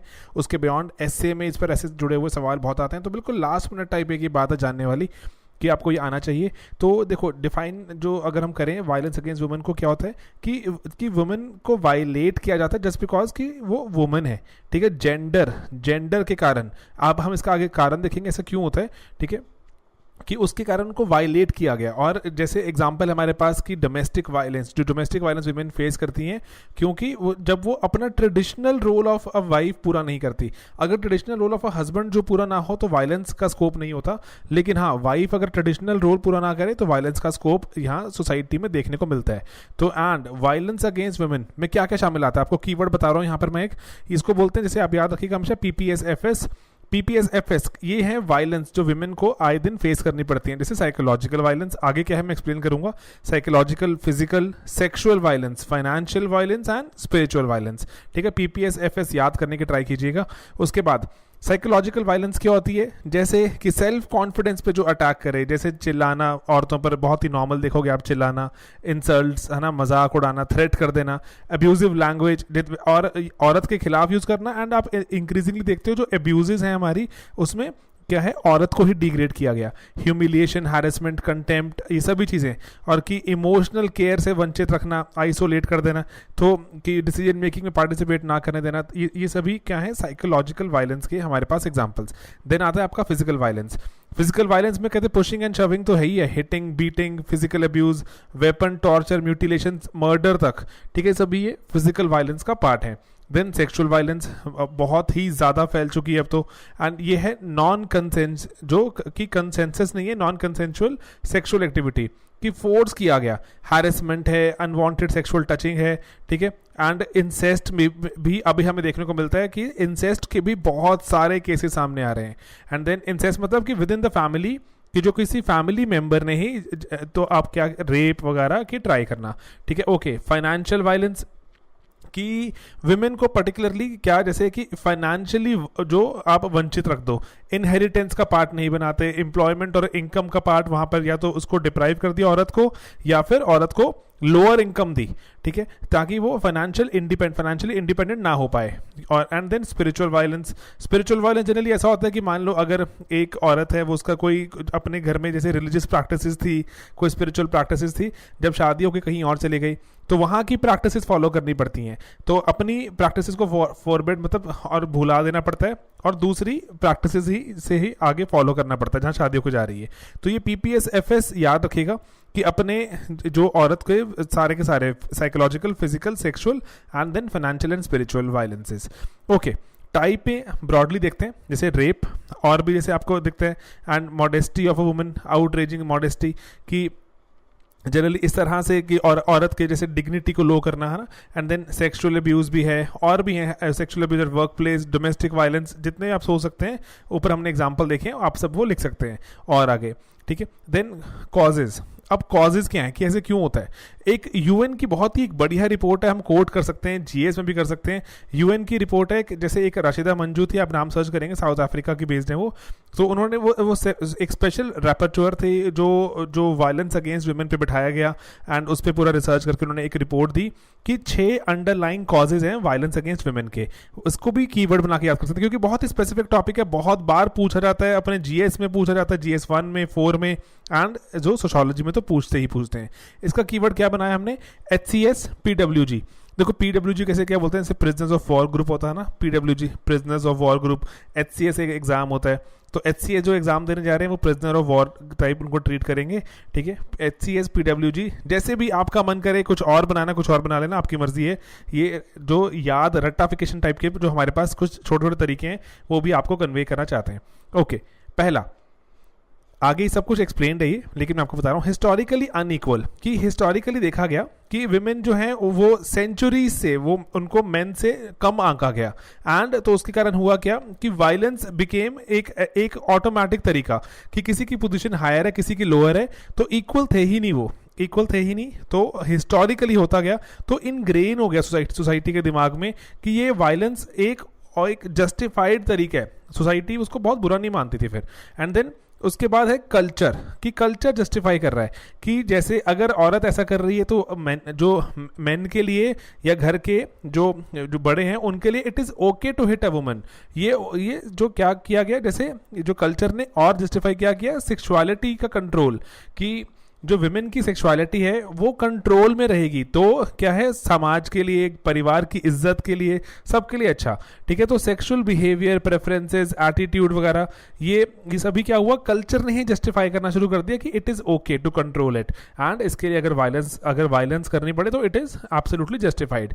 देन उसके बाद देखिए, अगर जैसे यहाँ पे हम वही बात करें ना, जैसे कि ये कल्चर में आगे, कि कल्चर में आपने यहाँ पे जैसे हम बात करते हैं, जैसे हमने ऊपर भी देखा शुरुआत में, कि कल्चर का एक और हमारा पार्ट क्या है कि कस्टम्स, जो ट्रेडिशंस और रिलीजन जो है हमारे, उसमें अगर विमेन को जो रोल असाइन किए, हमने सबसे पहला पॉइंट ऊपर देखा था, जो विमेन को जो रोल असाइन किए हैं, वो अगर ट्रेडिशनल रोल अगर औरत पूरे नहीं करती तो उसके खिलाफ वायलेंस बहुत ही ऑफन रिजॉर्ट की जाती है, ठीक है।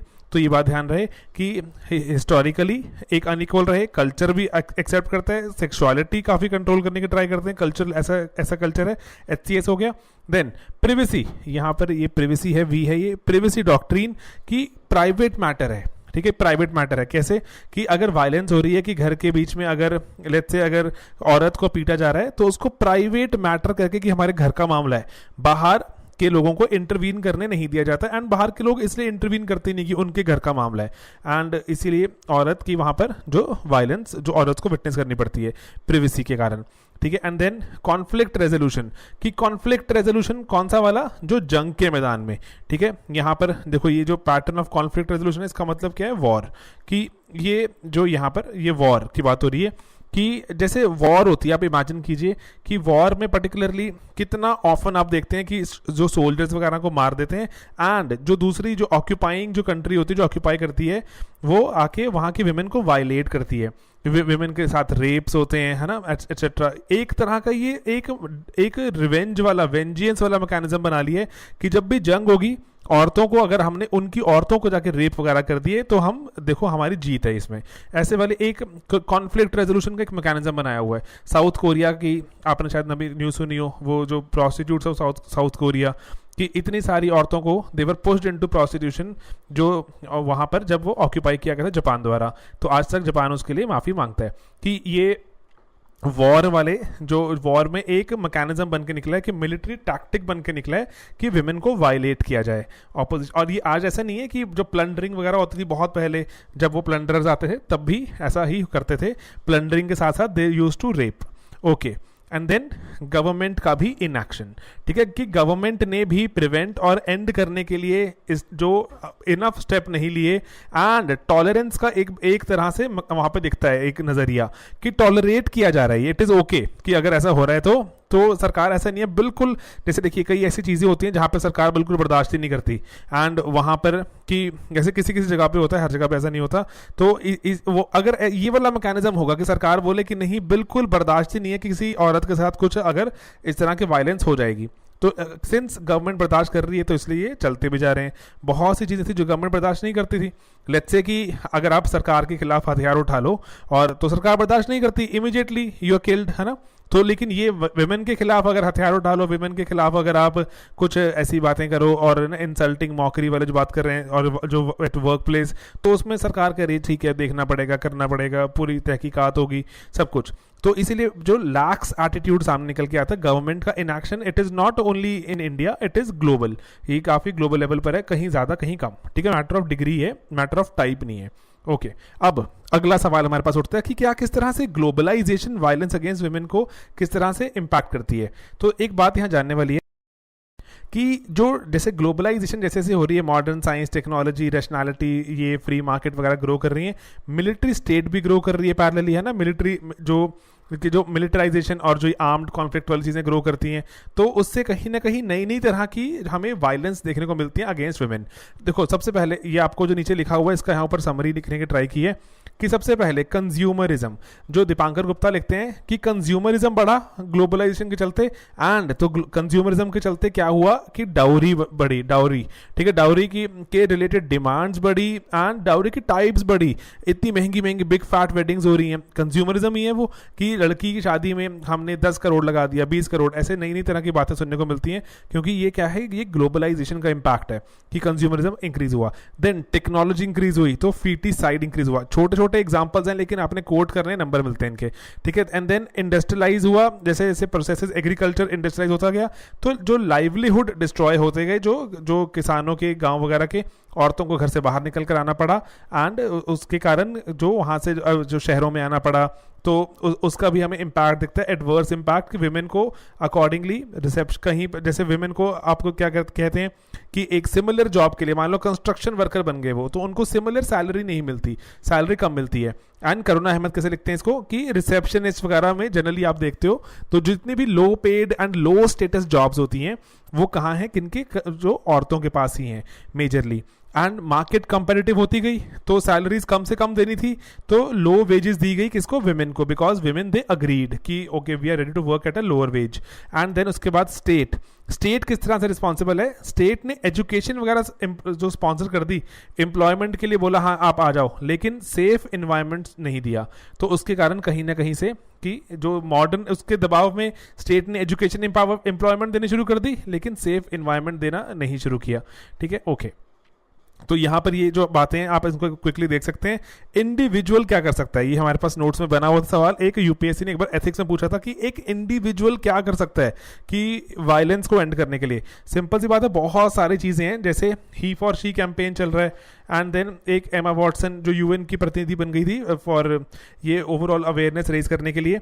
ही फॉर शी में वही है कि अब मेन की ड्यूटी भी बनती है कि वो भी they behave in a certain way which is not detrimental for women, and women की वायलेंस वगैरह को वो प्रमोट ना करें। एंड क्योंकि कहीं ना कहीं मेन में कहते हैं कि कल्चर बदलेगा तो ओवरऑल जो परपेट्रेटर है उसी को बदलना जरूरी है सबसे पहले तो, एंड देन विमेन को एम्पावर करना एटसेट्रा। एंड देन जो ब्रेक द साइलेंस, कि कभी भी माफ ना किया जाए, जो अगर वायलेंस अगेंस्ट वुमेन हुई है चलो कोई बात नहीं, फिर क्या हुआ उसने कर दिया, नहीं नहीं नहीं, नेवर कंडोन, ठीक है, और हमेशा ही अपनी आवाज़ उठाओ उसके खिलाफ और रिपोर्ट भी करो।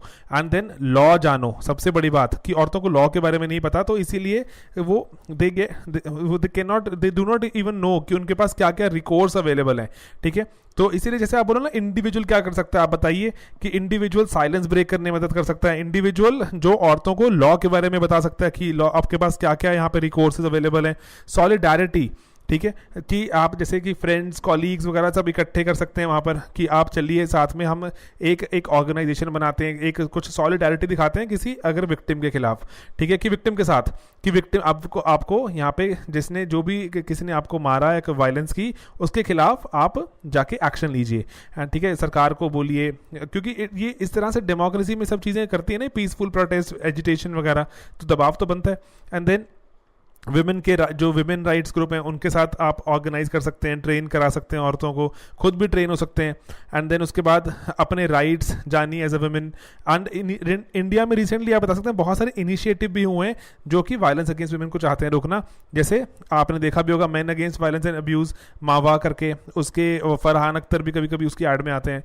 देन बेल बजाओ कि रिंग द बेल, कि बेल बजाओ में ऐसा होता है कि आप मान के चलिए कि पड़ोस के घर में अगर वायलेंस हो रही है तो जा वहाँ पे बेल बजा के चले जाइए, क्योंकि ऐसा लगता है कि कोई बाहर से कोई आ गया तो जनरली वायलेंस रुक जाती है। तो छोटे छोटे स्टेप्स हैं, औरतों को थोड़ा सेफ करने में हेल्प कर सकते हैं। एंड देन बेशर्मी मोर्चा में स्लट वॉक करके बहुत फेमस हुआ था।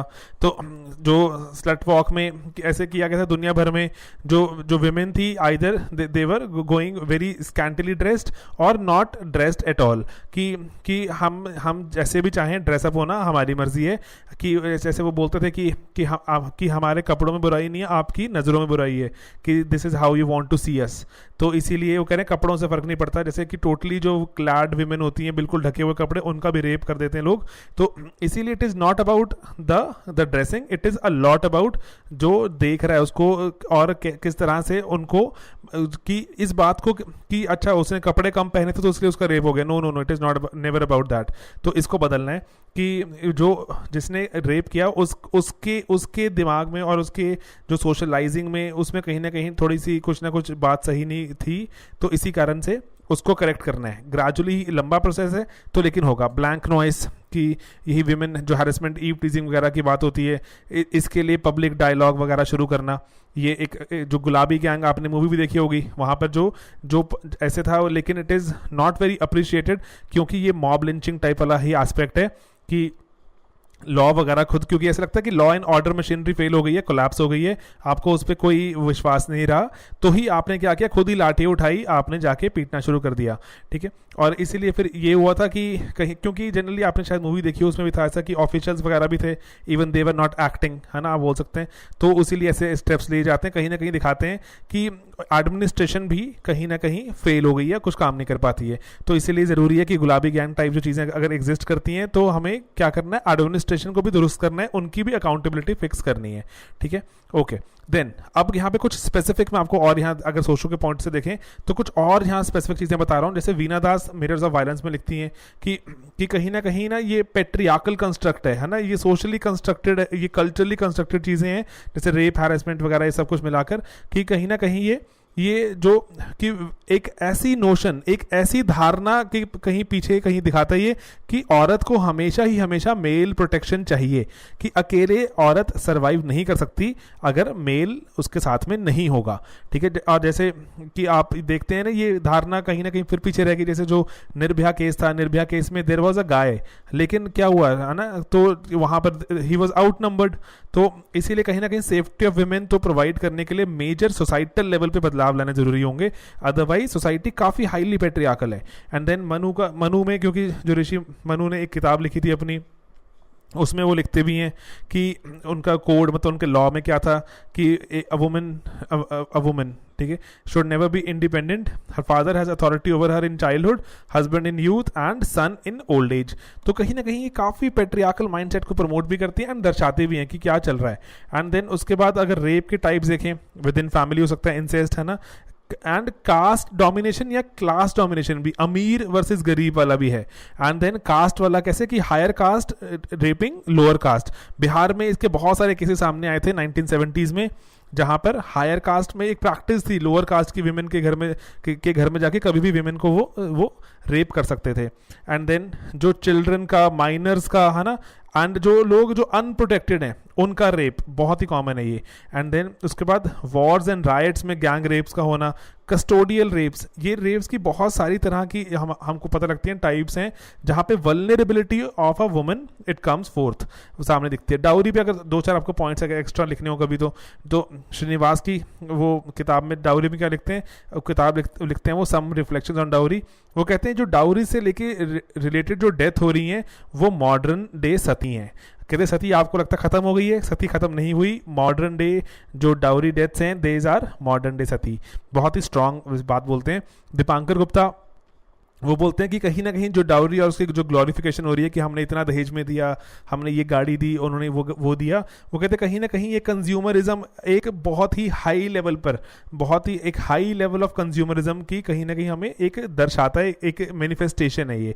बीना अग्रवाल लिखती हैं बहुत अच्छी बात, वो लिखती हैं कि कहीं ना कहीं जो डाउरी है वो रिफ्लेक्शन है कि विमेन की वर्थलेसनेस अज्यूम्ड बाय सोसाइटी, कि किस तरह से पेट्रियार्कल सोसाइटी विमेन को वर्थलेस मानती है। उनको लगता है कि हमारी लड़की को अगर आपने रखना है तो थोड़े से पैसे भी दे रहे हैं, आपको दहेज भी दे रहे हैं तो रख लीजिए, ठीक है। तो ये कहते हैं कहीं ना कहीं कितनी स्ट्रांग नोशन इसको बिल्ड करता है कि हमारी लड़की में तो कोई ऐसे है नहीं है कि इतनी पढ़ लिख गई तो कुछ कर लिया, वो खुद में इतनी वर्दी नहीं है, आपको पैसे भी हम देंगे, हमारी लड़की को रख लीजिए, ठीक है। तो बीना अग्रवाल ऐसे बताती है। Bina Agarwal is very active, she still writes, तो आप उनको और पढ़ सकते हैं, आपको और अच्छे अच्छे पॉइंट्स मिलेंगे, ठीक है। एंड देन वी गीता लिखती हैं, किताब है पेट्रिया की, वो कह रहे हैं क्योंकि इनहेरिटेंस औरतों को नहीं दी गई तो इसलिए डाउरी दी जाती है कि उनको उनका हिस्सा मिल जाए।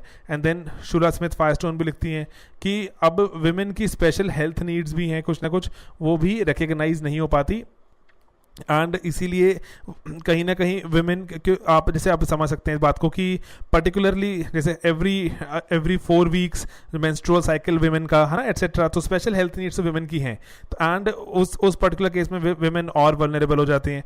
एंड ये जैसे लेट्स से प्रेगनेंसी के दौरान विमेन और जैसे वहाँ पर अब डिपेंडेंसी बढ़ जाती है। तो लेकिन हाँ मॉडर्न डे टेक्नोलॉजी में हम कहीं ना कहीं बात करते हैं कि विमेन की डिपेंडेंस कम होती जा रही है, मॉडर्न डे टेक्नोलॉजी में डिपेंडेंस काफ़ी कम कर दी है, तो लेकिन स्टिल कहीं ना कहीं इसको रिकग्नाइज करना जरूरी है, इसको लेके लॉ बनाने जरूरी है सभी चीज़ों को लेके, ठीक है। एंड देन प्रोस्टिट्यूशन की अगर बात करें तो वहाँ पर जो ऐसा है कि प्रोस्टिट्यूशन में बहुत बार मतलब मेजॉरिटी देखते हैं हम कि नॉन वॉलंटरी भी वहाँ पर जो औरतें हैं वो अवेलेबल हैं कि वो खुद की मर्जी से नहीं आई थी, सिचुएशनल कंपल्शन थी जिसने प्रोस्टिट्यूशन को वहाँ पर उनको फोर्स किया। एंड जो सोशल रेप्रोबेट्स, मतलब जिनको समाज ने बोला कि आप सिनर हो, है ना, कि आपको सिनर माना गया, सिन किया आपने, कोई पाप किए, तो सोशल रेप्रोबेशन हो जाती है बहुत हाई लेवल की।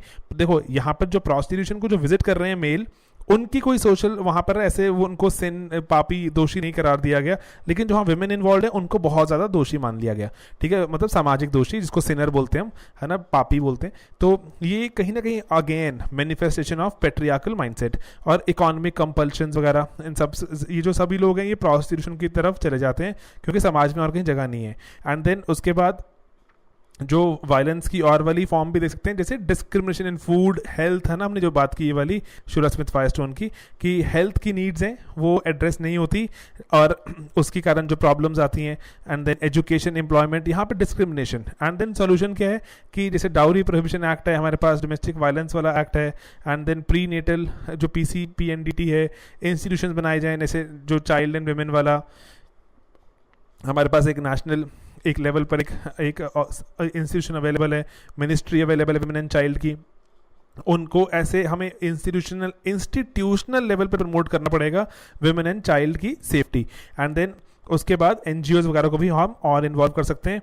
तो इसलिए लेकिन एंड में आप बता सकते हैं कि ऑनरेबल ने हमें बताया कि लॉ सिर्फ डायरेक्शन प्रोवाइड करता है, लॉ डायरेक्शन प्रोवाइड करेगा किस दिशा में जाना है, सोसाइटी को उस दिशा में चलना है, किस तरह से चलना है ज़रूरी है। जैसे जो हमारा अभी हम देखते हैं जो प्री कॉन्सेप्शन वाला जो प्रिंसिपल शुरू हुआ था, लेट्स से कि अल्ट्रासाउंड करा के आप अपना सेक्स डिटेक्शन करा सकते हैं बच्चे का, तो वो शुरू इस तरह से हुआ था कि बहुत सारे लोग लड़का पाने के लिए बार बार बच्चे पैदा कर रहे थे, सरकार ने अलाउ कर दिया कि आप देख ही लीजिए कि आपका लड़का है या लड़की, तो और अकॉर्डिंगली आप अबॉर्ट करा सकते हैं।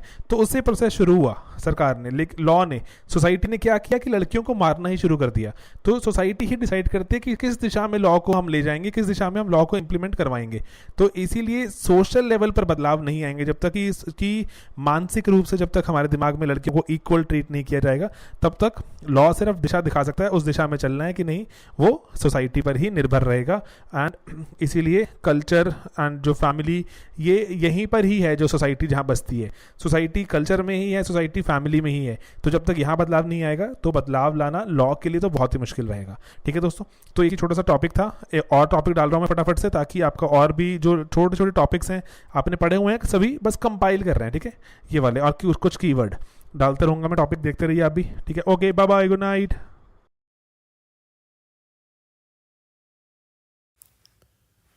तो दोस्तों ये एक मास्टर डॉक्यूमेंट है, मैं आपको एक मास्टर स्लाइड के थ्रू चाहता हूँ समझाना कि क्या क्या ग्रीन रेवोल्यूशन का क्या इम्पैक्ट रहा हमारे समाज पर, ब्रॉडर इन्वायरमेंट पर भी, एंड सब कुछ चीज़ों के बारे में आपको चाहता हूँ बताना। ठीक है दोस्तों, सबसे पहले शुरू करते हैं क्विक हिस्ट्री से कि ग्रीन रेवोल्यूशन चाहिए क्यों था। दोस्तों देश आज़ाद हुआ एंड हमारे देश में इनसफिशेंट खाना था, पॉपुलेशन बहुत तेज़ी से बढ़ रही थी।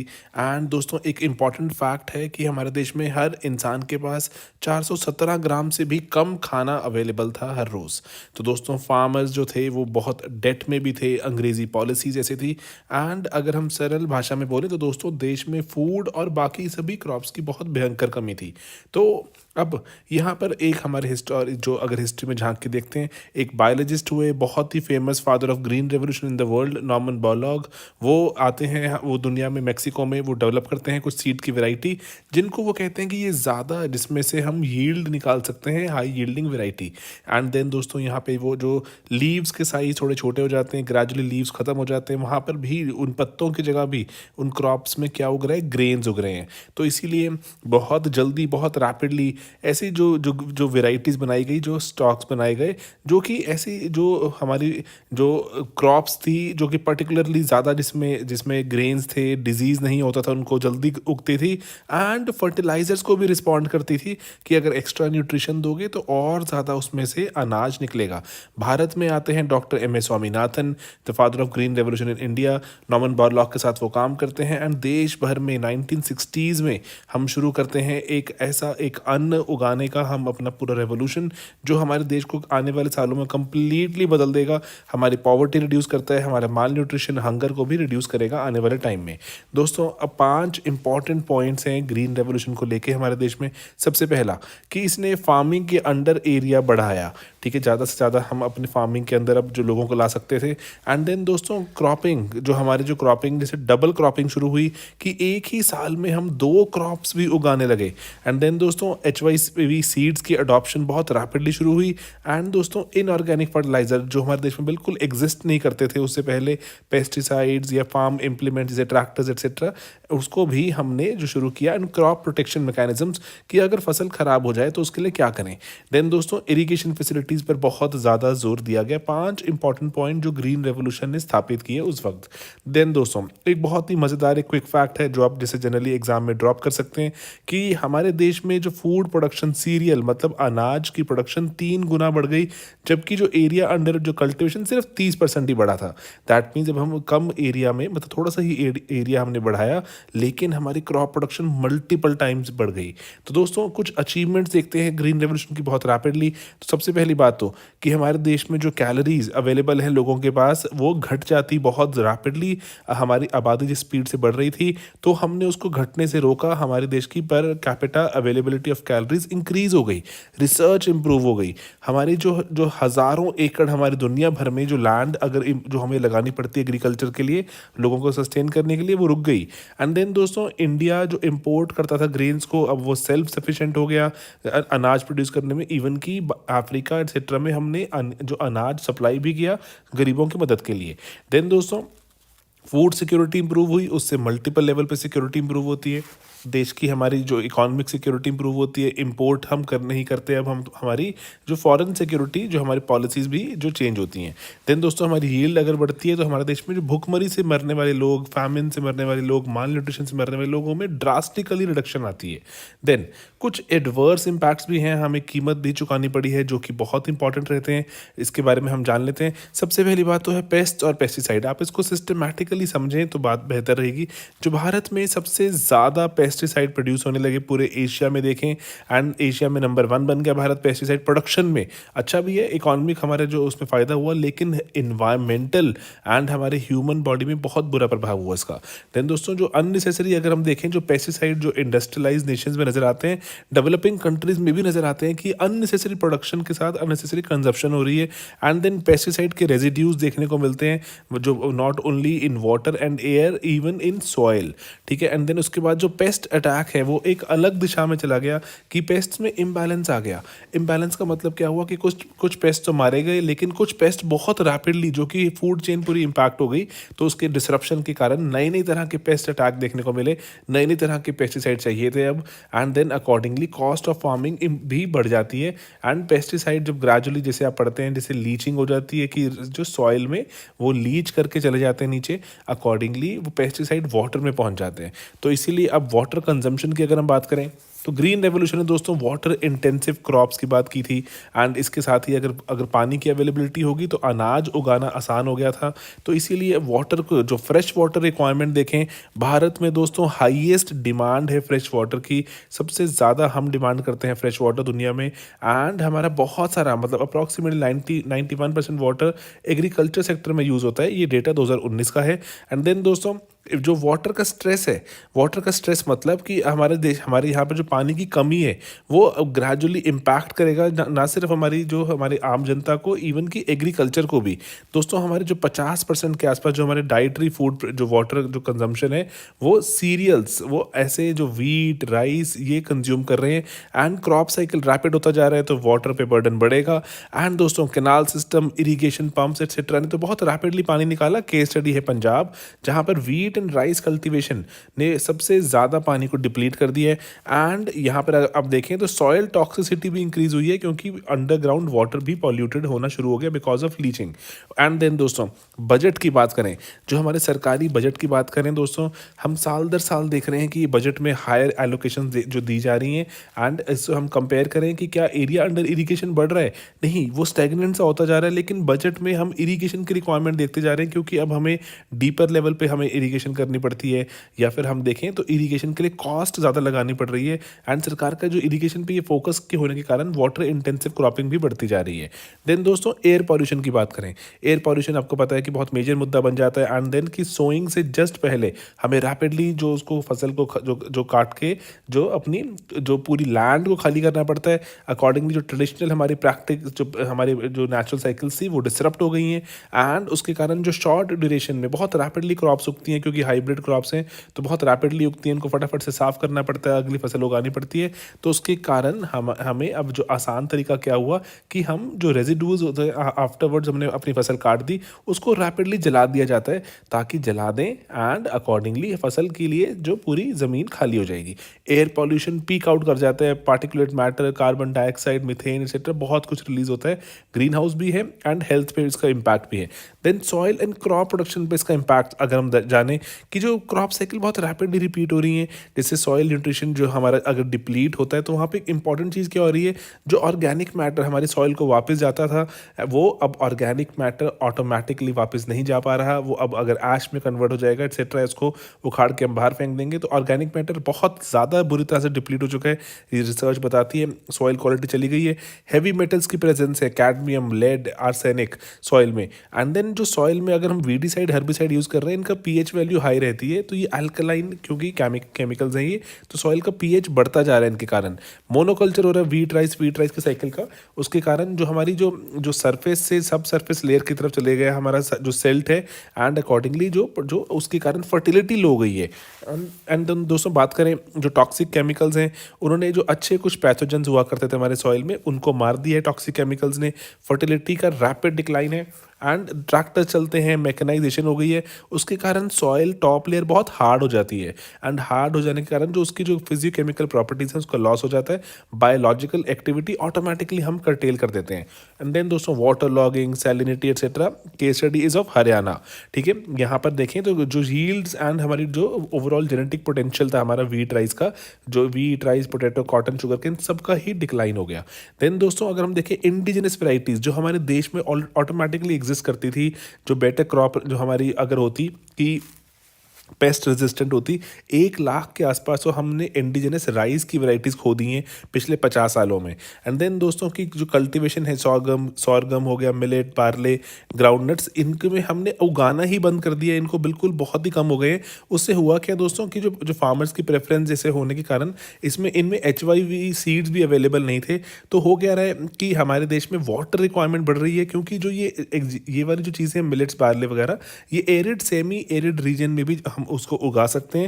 एंड अकॉर्डिंगली अब हम इनको नहीं उगा रहे हैं तो हम बाकी क्रॉप्स उगा के वाटर कंजम्पशन बहुत रैपिडली इंक्रीज कर रहे हैं। तो दोस्तों फूड कंजम्पशन का पैटर्न बदल गया।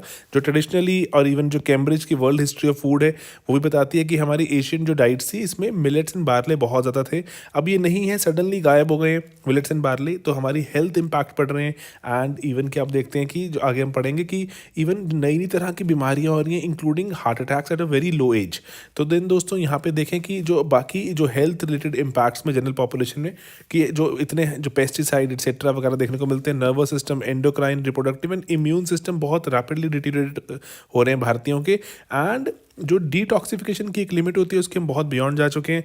अगर जो स्टडी बताती है कि अगर हम सॉइल के थ्रू अगर इनटेक करते हैं पेस्टिसाइड्स का, तो हम 100 से 105 गुना ज़्यादा हम इनटेक करते हैं जो पेस्टिसाइड्स एंड अदर जो हैवी मेटल्स का, अगर हम लेट्स से हम उनको वाटर या एयर में कंज्यूम कर रहे होते। दैट मीन्स अगर हम बात करें जो हमारे जो हमारे जितने भी जो हमारे फर्टिलाइजर्स हैं वो ऑर्गेनोफॉस्फेट्स हैं, ऑर्गेनोक्लोरीन्स हैं, कार्बामेट्स, जो पायरेथेरॉइड हैं, तो दैट मीन्स ये कैंसर कॉजिंग भी हैं बहुत ज़्यादा बुरी तरह से। हमारे अब जो कैंसर के केसेस देखने को मिलते हैं इन पंजाब हरियाणा बेल्ट। देन दोस्तों फार्मर्स पे इम्पैक्ट देखें, फार्मर्स पे इम्पैक्ट, जो फार्मर्स इनको पेस्टिसाइड जितने भी आप फर्टिलाइजर्स, हर्बिसाइड, वीडिसाइड डाल रहे हैं, कोई खास प्रोटेक्टिव गेयर्स नहीं होते, सेफ्टी मास्क वगैरह नहीं होते, क्योंकि इसकी अवेयरनेस ही नहीं है। अवेयरनेस के एब्सेंस में ऐसा होता है तो ग्रेजुअली बॉडी में कॉन्सेंट्रेशन ऑफ नाइट्रेट जो बढ़ता है, तो हमारा जो हीमोग्लोबिन को इमोबिलाइज कर देते हैं। दैट मीन्स हमारी बॉडी की ऑक्सीजन कैरिंग कैपेसिटी घट जाएगी एंड बहुत सारी नई तरह की बीमारियां हो जाएंगी। कैंसर भी जो ग्रेजुअली देखने को मिलता है, वो जो मैंने बताया भी बढ़ रहा है। देन दोस्तों DDT दुनिया भर में बैंड है, भारत में भी बैंड है, लेकिन अभी भी भारत में इलीगली मिल जाती है, बायो एक्यूमुलेट हो रही है छोटे कंपोनेंट्स में। एंड जो विमेन है, पर्टिकुलरली विमेन की बात करें, जो आधी हमारे देश की आबादी से ज़्यादा जो फार्मर्स हैं अभी पता लगता है हमें, वो एग्रीकल्चर में विमेन है।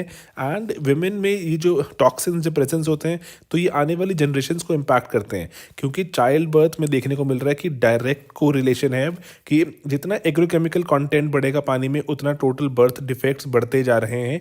एंड डेवलपिंग कंट्रीज में ये ज़्यादा है क्योंकि रेगुलेशंस बहुत इजीली हमारी यहाँ पे जो फ्लाउट हो जाती हैं, अकॉर्डिंगली ये जनरेशनल इम्पैक्ट पड़ रहे हैं अब। एंड देन जो अब दोस्तों सोशोलॉजिकल इम्पैक्ट हम देख लेते हैं, इंपॉर्टेंट भी है ये कि हमारा ग्रीन रेवोल्यूशन से हमारे समाज पे क्या इम्पैक्ट पड़ रहा है। दोस्तों ग्रीन रेवोल्यूशन जैसे ही शुरू हुआ तो हमारा सारा फोकस सरकार का कहाँ चला गया, लैंड रिफॉर्म से हटके ग्रीन रेवोल्यूशन की हमारी प्रोडक्शन बढ़ाने पे आ गया कि प्रोडक्शन बढ़ाएं, देश की आबादी भूखी मर रही है, उसको कैसे खाना खिलाएं।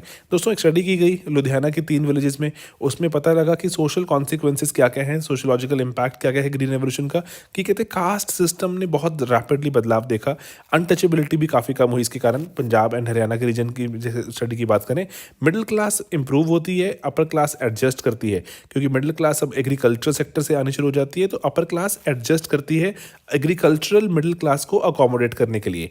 देन जजमानी सिस्टम, जिसमें हम टू एंड फ्रो मानते हैं कि कोई एक इंसान बाकी सभी इंसानों की जैसे जो कोई अमीर आदमी है गांव का, वो बाकी सभी का अगर ध्यान रख रहा है, तो उसमें हम देखते हैं कि जो पेमेंट सिस्टम चेंज हो जाता है फूड ग्रेन्स वगैरह से। एंड जो वर्क में भी बदलाव देखने को मिलता है कि जो पहले फूड ग्रेन्स फॉर प्रोडक्शन को पेमेंट फॉर प्रोडक्शन मिलना शुरू हो जाता है कि आप काम करेंगे पैसा मिलेगा। एंड देन जो ट्रेडिशनल जो हेरिडेटरी जो प्रिविलेजेस थी कास्ट सिस्टम के साथ भी आती थी, लैंड के साथ आती थी, उसमें भी देखने को मिला कि काफ़ी वीकनिंग हुई। एंड जो पेजेंट्स थे अब वो फार्मर्स बन गए। पेजेंट्स दोस्तों अपने खुद के लिए खाना उगाते हैं, दैट्स इट। फार्मर का मतलब क्या होता है, जो औरों के लिए थोड़ा प्रॉफिट के लिए 4 पैसे कमाने के लिए जो उगा रहे हैं खाना, उसमें देखने को मिला बढ़ोतरी हुई। देन दोस्तों कुछ नेगेटिव कुछ एडवर्स इम्पैक्ट्स भी हैं। जैसे पहला, डिस्पैरिटी बढ़ी। जो बड़े फार्मर्स थे वो ज़्यादा सरकार के सब्सिडीज़ को ले पाते थे एंड अकॉर्डिंगली थोड़ा और बड़े कमर्शियल स्केल पे काम कर पाते थे, तो अकॉर्डिंगली ज़्यादा अमीर हो गए। जो छोटे फार्मर्स थे पर्टिकुलरली दोस्तों, छोटे फार्मर्स ने के जो लैंड्स को रिक्लेम कर लिया गया एंड जो क्योंकि उन्होंने जैसे अगर उधार पे ज़मीन पे काम कर रहे थे, उनकी ज़मीन को ओनर्स ने वापस ले लिया एंड देन लैंडलेस लेबरर्स बन गए वो ओवरनाइट। देन दोस्तों ओनर कल्टीवेशन बढ़ी तो एविक्शन हुई लार्ज स्केल लेवल पे। जो उधार जैसे टेनेंट्स थे, जो है ना, जो टेनेंट्स मतलब वहाँ पर जो किराएदार हैं उनकी एविक्शन होती है एंड लीज्ड एरिया आधा रह जाता है 20 साल में। बहुत सारे लोगों को हटा दिया गया, ज़मीन से निकाल दिया गया। वो ओवरनाइट ही बेचारे क्या बन गए, एक जो अपनी ही ज़मीन जो पहले काम करते थे वहाँ पर, अब वो किराएदार पहले अपने लिए कमाते थे वो, अब वहाँ पर वो लेबरर बन गए। एंड देन दोस्तों HYV सीड्स कॉस्टली थे, तो फार्मर्स भी प्रेफर करते थे स्किल्ड लेबर ही काम करे कि कहीं कुछ कमी ना हो जाए, कुछ गलती ना हो जाए। एंड लेबर मूवमेंट शुरू होती है इसमें केरल, तमिलनाडु, आंध्र प्रदेश में। एंड कॉन्स्पिकुअस मतलब दिखावे की इनकम, क्योंकि इनकम्स बढ़ती हैं MSP का आने से एंड देन अकॉर्डिंगली उससे जो कॉन्स्पिकुअस इनकम में बढ़ोतरी देखने को मिलती है in rural areas. And then उससे हम देखें रिलेटिव डिप्रीवेशन फील होती है शेयर क्रॉपर्स को, जो अपनी फसल को बांटते हैं, शेयर करते हैं, उनमें रिलेटिव डिप्रीवेशन आती है कि हम तो बहुत पीछे रह गए। एंड देन कंज्यूमरिज्म की स्टार्ट होती है रूरल एरियाज में। एक विदर्भ का केस स्टडी है, एग्जांपल है, जो green revolution ways of Punjab and Haryana को कॉपी करने की कोशिश करते हैं। विदर्भ में नेचुरली पानी की बहुत कमी है एंड कैनाल सिस्टम एटसेट्रा भी बहुत डेवलप नहीं था, तो उसके कारण हुआ क्या कि अब ग्रीन रेवोल्यूशन के वेज को कॉपी कर रहे हैं एंड वाटर इंटेंसिव क्रॉप्स उगाना चाहते हैं उधार लेकर। तो जब वो नहीं कामयाब हो पाता, नहीं सक्सेसफुल हो पाता, तो उस कारण से डेट अनसस्टेनेबल हो जाता है and a lot of farmers commit suicide. Vidarbha is infamous for its farmer suicides. And then उसके बाद अगर हम देखें यहाँ पर 1991 के बाद हम जैसे हमने इकॉनमी ओपन अप भी करी, तो अब एक नई चीज़ देखने को मिलती है, वो है footloose labour. Footloose labour दोस्तों, इसका मतलब क्या होता है कि ना जो सर्कुलेशन ऑफ लेबर देखने को मिलती है एक, दैट मीन्स कि ऐसे माइग्रेंट्स हैं जो कि बस चलते ही रहते हैं कि पहले पंजाब, फिर हरियाणा पहुंच गए, फिर यूपी चले गए एटसेट्रा। फसल जहाँ जहाँ काटते रहेंगे वहाँ वहाँ पे वो पहुँचते रहते हैं, तो उनकी कंडीशंस बहुत पुअर होती हैं। बच्चों में कोई एजुकेशन नहीं पहुँच पाती, हेल्थ लेवल बहुत डिटीरियोरेट रहते हैं। एंड देन इसलिए वो 1991 के बाद शुरू हुआ, क्योंकि एग्रीकल्चर को और कमर्शलाइज करने पर जोर दिया गया। देन फेमिनाइजेशन ऑफ एग्रीकल्चर शुरू होती है, क्योंकि जो थोड़ा शहरों में इकोनॉमिक एक्टिविटी तेज़ होती है, तो बहुत से मेन चले जाते हैं शहरों में काम करने। Women they become cheap labour, ठीक है, cheap labour in their own fields, in their own rural areas. And then दोस्तों WTO में पार्टिसिपेट करते हैं, तो भारत पे बहुत दबाव रहता है कि सब्सिडीज़ को कम करो एटसेट्रा, रैशनलाइज करो, है ना, जो और ऐसी सब्सिडीज़ जो कि इन्वायरमेंट को नुकसान पहुंचा रही है उनको फेज आउट करो। तो इम्पोर्ट्स भी आने शुरू होते हैं बहुत सारे। तो एंड उसके कारण होता क्या है कि ओपनिंग अप ऑफ इकोनॉमी से इंडियन फार्मर्स को इतना एडिक्वेट सपोर्ट नहीं है जो सरकारों से, जितना कि यूरोपियन और अमेरिकन फार्मर्स को है। तो we suddenly start feeling the heat कि इवन की फ्रूट्स आ रहे हैं वॉशिंगटन से and lot of other things are coming to India and dry fruits आ रहे हैं बाहर से। तो suddenly Indian farmers they feel a lot of heat कि कंपटीशन बढ़ गया, मार्जिन रिड्यूस हो जाते हैं। कॉन्ट्रैक्ट फार्मिंग शुरू करती है सरकार, जिससे इनसिक्योरिटी बढ़ती है, डिपेंडेंसी बढ़ती है ऑन कंपनीज, ठीक है, और अपने ही इंडिजिनस नॉलेज का लॉस होता है, क्योंकि कंपनीज बताती हैं कि आपने कैसे उगाना है सामान, ठीक है, कौन से सीड यूज करो, कौन से साइंटिफिक एग्रीकल्चर चाहते हैं करना, लेकिन इंडिजिनस नॉलेज को प्रोटेक्ट करने पर कोई भी यहाँ जोर दिया नहीं जाता। देन कैश क्रॉप्स पड़ती हैं, जैसे कि कट फ्लावर्स एक्सेट्रा। बैंगलोर की केस स्टडी है कि बैंगलोर के बगल में सिर्फ और सिर्फ जो कट फ्लावर्स की खेती होती है, उसके कारण वहाँ पर अब जो पहले फूड ग्रेन प्रोडक्शन को लेकर काम होता था वो रुक गया, ठीक है। Food grain gradually could easily be replaced by cash crops. Good thing and both bad thing, okay. Then cost of production बढ़ती है फर्टिलाइजर पेस्टिसाइड की, क्योंकि इंक्रीज इनका बढ़ाना पड़ रहा है। ग्रेजुअली सरकार की सब्सिडी का मॉडल भी चेंज हो रहा है, तो इस कारण से कॉस्ट ऑफ प्रोडक्शन बढ़ रही है rather. And multi nationalisation, MNCization कहते हैं एग्रीकल्चर की, जिससे कि पहले सरकार सीड्स बांटती थी, वो सरकार ने सीड्स अपने खुद बनाकर अब जो उसको देना बांटना बंद कर दिया। सरकार ने प्राइवेट कंपनीज को कॉन्ट्रैक्ट दे दिए हैं, वो मार्केटिंग एटसेट्रा सभी सरकार चाह रही थी लाना, मार्केटिंग में भी कि बहुत एक्सेसिवली प्राइवेट एजेंसीज को यूज़ करें। तो गवर्नमेंट एजेंसीज रिप्लेस हो रही हैं प्रॉफिट ओरिएंटेड कंपनीज द्वारा। एक सरल इसका एग्जाम्पल है टर्मिनेटिंग सीड्स का। जो सरकारी हमारे पहले सीड्स मिलते थे वो टर्मिनेटिंग नहीं होते थे कि एक जनरेशन के बाद आप अगली फसल उगाएंगे, वो उसमें से आप कुछ सीड निकाल के रख लें एंड देन उससे अगली फसल, देन उससे अगली फसल उग सकती है। लेकिन अभी जो प्राइवेट कंपनीज के जो हमारे सीड्स हैं वो टर्मिनेटिंग है। एक जनरेशन के बाद अगली जनरेशन में वो काम नहीं करते, they terminate, that's it, you have to buy them again, okay. Farmer suicide बढ़ते हैं, है ना, क्योंकि फार्मर जो डिस्ट्रेस में से तो बहुत सदियों से हैं, लेकिन सुसाइड रिलेटिवली नए हैं, पिछले 15-20 सालों में देखने को ज़्यादा मिलते हैं। एंड देन कंस्पिक्यूअसनेस, मतलब कि दिखावे की इनकम से, क्योंकि अगर आपने जैसे बड़ा ट्रैक्टर रखना है, इतने बड़े ट्रैक्टर की रिक्वायरमेंट भी नहीं है, डाउरी की रिक्वायरमेंट बढ़ती है, and better health, education, medical care वगैरह की रिक्वायरमेंट बढ़ती है। लेकिन ये इसके साथ साथ अगर इनकम बढ़ रही है तो ये भी बात होती है पर्टिकुलरली कि आप हमें ज़्यादा दहेज दीजिए, तो गाँव में कॉन्स्पिक्यूअसनेस के साथ डाउरी के केसेस बढ़ते हैं। एंड देन उसके बाद अब इफेक्टिव मोबिलाइजेशन फार्मर्स की नहीं हो पाती, फार्मर प्रोटेस्ट एक्सेट्रा में देखा होगा आपने कि बहुत बहुत टाइम लग जाता है फार्मर्स को अपनी बात मनवाने के लिए, तो इसलिए पॉलिसीज इन्फ्लुएंस नहीं कर पाते। तो ये कुछ ऐसे इंपॉर्टेंट कुछ चीज़ें हैं जो हमें अगर एग्जाम में ध्यान में रखें तो हमें definitely can help us a lot and definitely can help us maybe achieve good marks, ठीक है। तो सोशोलॉजिकल इम्पैक्ट 1991 के पहले एंड ओवरऑल सोशोलॉजिकल इम्पैक्ट देखें, ठीक है, फ़ायदे नुकसान वाला, फार्मर्स पे इम्पैक्ट, जनरल पॉपुलेशन की हेल्थ पे, फूड कंजम्पशन पैटर्न पे, इंडिजिनस वेराइटीज़ पर, सॉइल एंड क्रॉप प्रोडक्शन पे, air pollution, water pollution, paste की जो नई नई टाइप्स हैं, पेस्टिसाइड की नई नई टाइप चाहिए होंगी, ये एडवर्स लेकिन कुछ पॉजिटिव भी हैं हमारे पास। एंड देन कुछ हमने क्विक फैक्ट्स देखे, कुछ पॉइंट्स देखे, इतिहास में झांका एंड हमने जाना कि भारत में ग्रीन रेवोल्यूशन कितनी एक इम्पॉर्टेंट चीज़ है, कितनी सारी आबादी को इम्पैक्ट करती है। एंड ओवरऑल देखें तो जो फूड कंजम्पशन के थ्रू पूरी की पूरी देश को, पूरी की पूरी आबादी को इम्पैक्ट करती है, ठीक है दोस्तों। तो बस इसको हम एक ये पेपर पे बेस्ड है, एक पेपर इंटरनेट पे आपको मिल जाएगा एंड देन उस पेपर पे बेस्ड हमारा रिसर्च। अदरवाइज सोशोलॉजी में हम ये बहुत सी चीज़ें पढ़ाते हैं तो उसमें से ये बोरो किया कंटेंट, लेकिन एक बेहतर आंसर बनाने की कोशिश की। इसमें सिर्फ एक चीज़ अगर आप अंत में चाहते हैं डालना, वो ये है कि हम सस्टेनेबल एग्रीकल्चर कैसे कर सकते हैं, उस पर you can keep adding points. Otherwise आप चाहें तो उसको कमेंट्स में बता सकते हैं कि हम सस्टेनेबल एग्रीकल्चर कैसे कर सकते हैं। भारत सरकार की स्कीम्स को कोट कीजिए and overall your answer will start reflecting a very good GS answer. Alright दोस्तों, चलिए।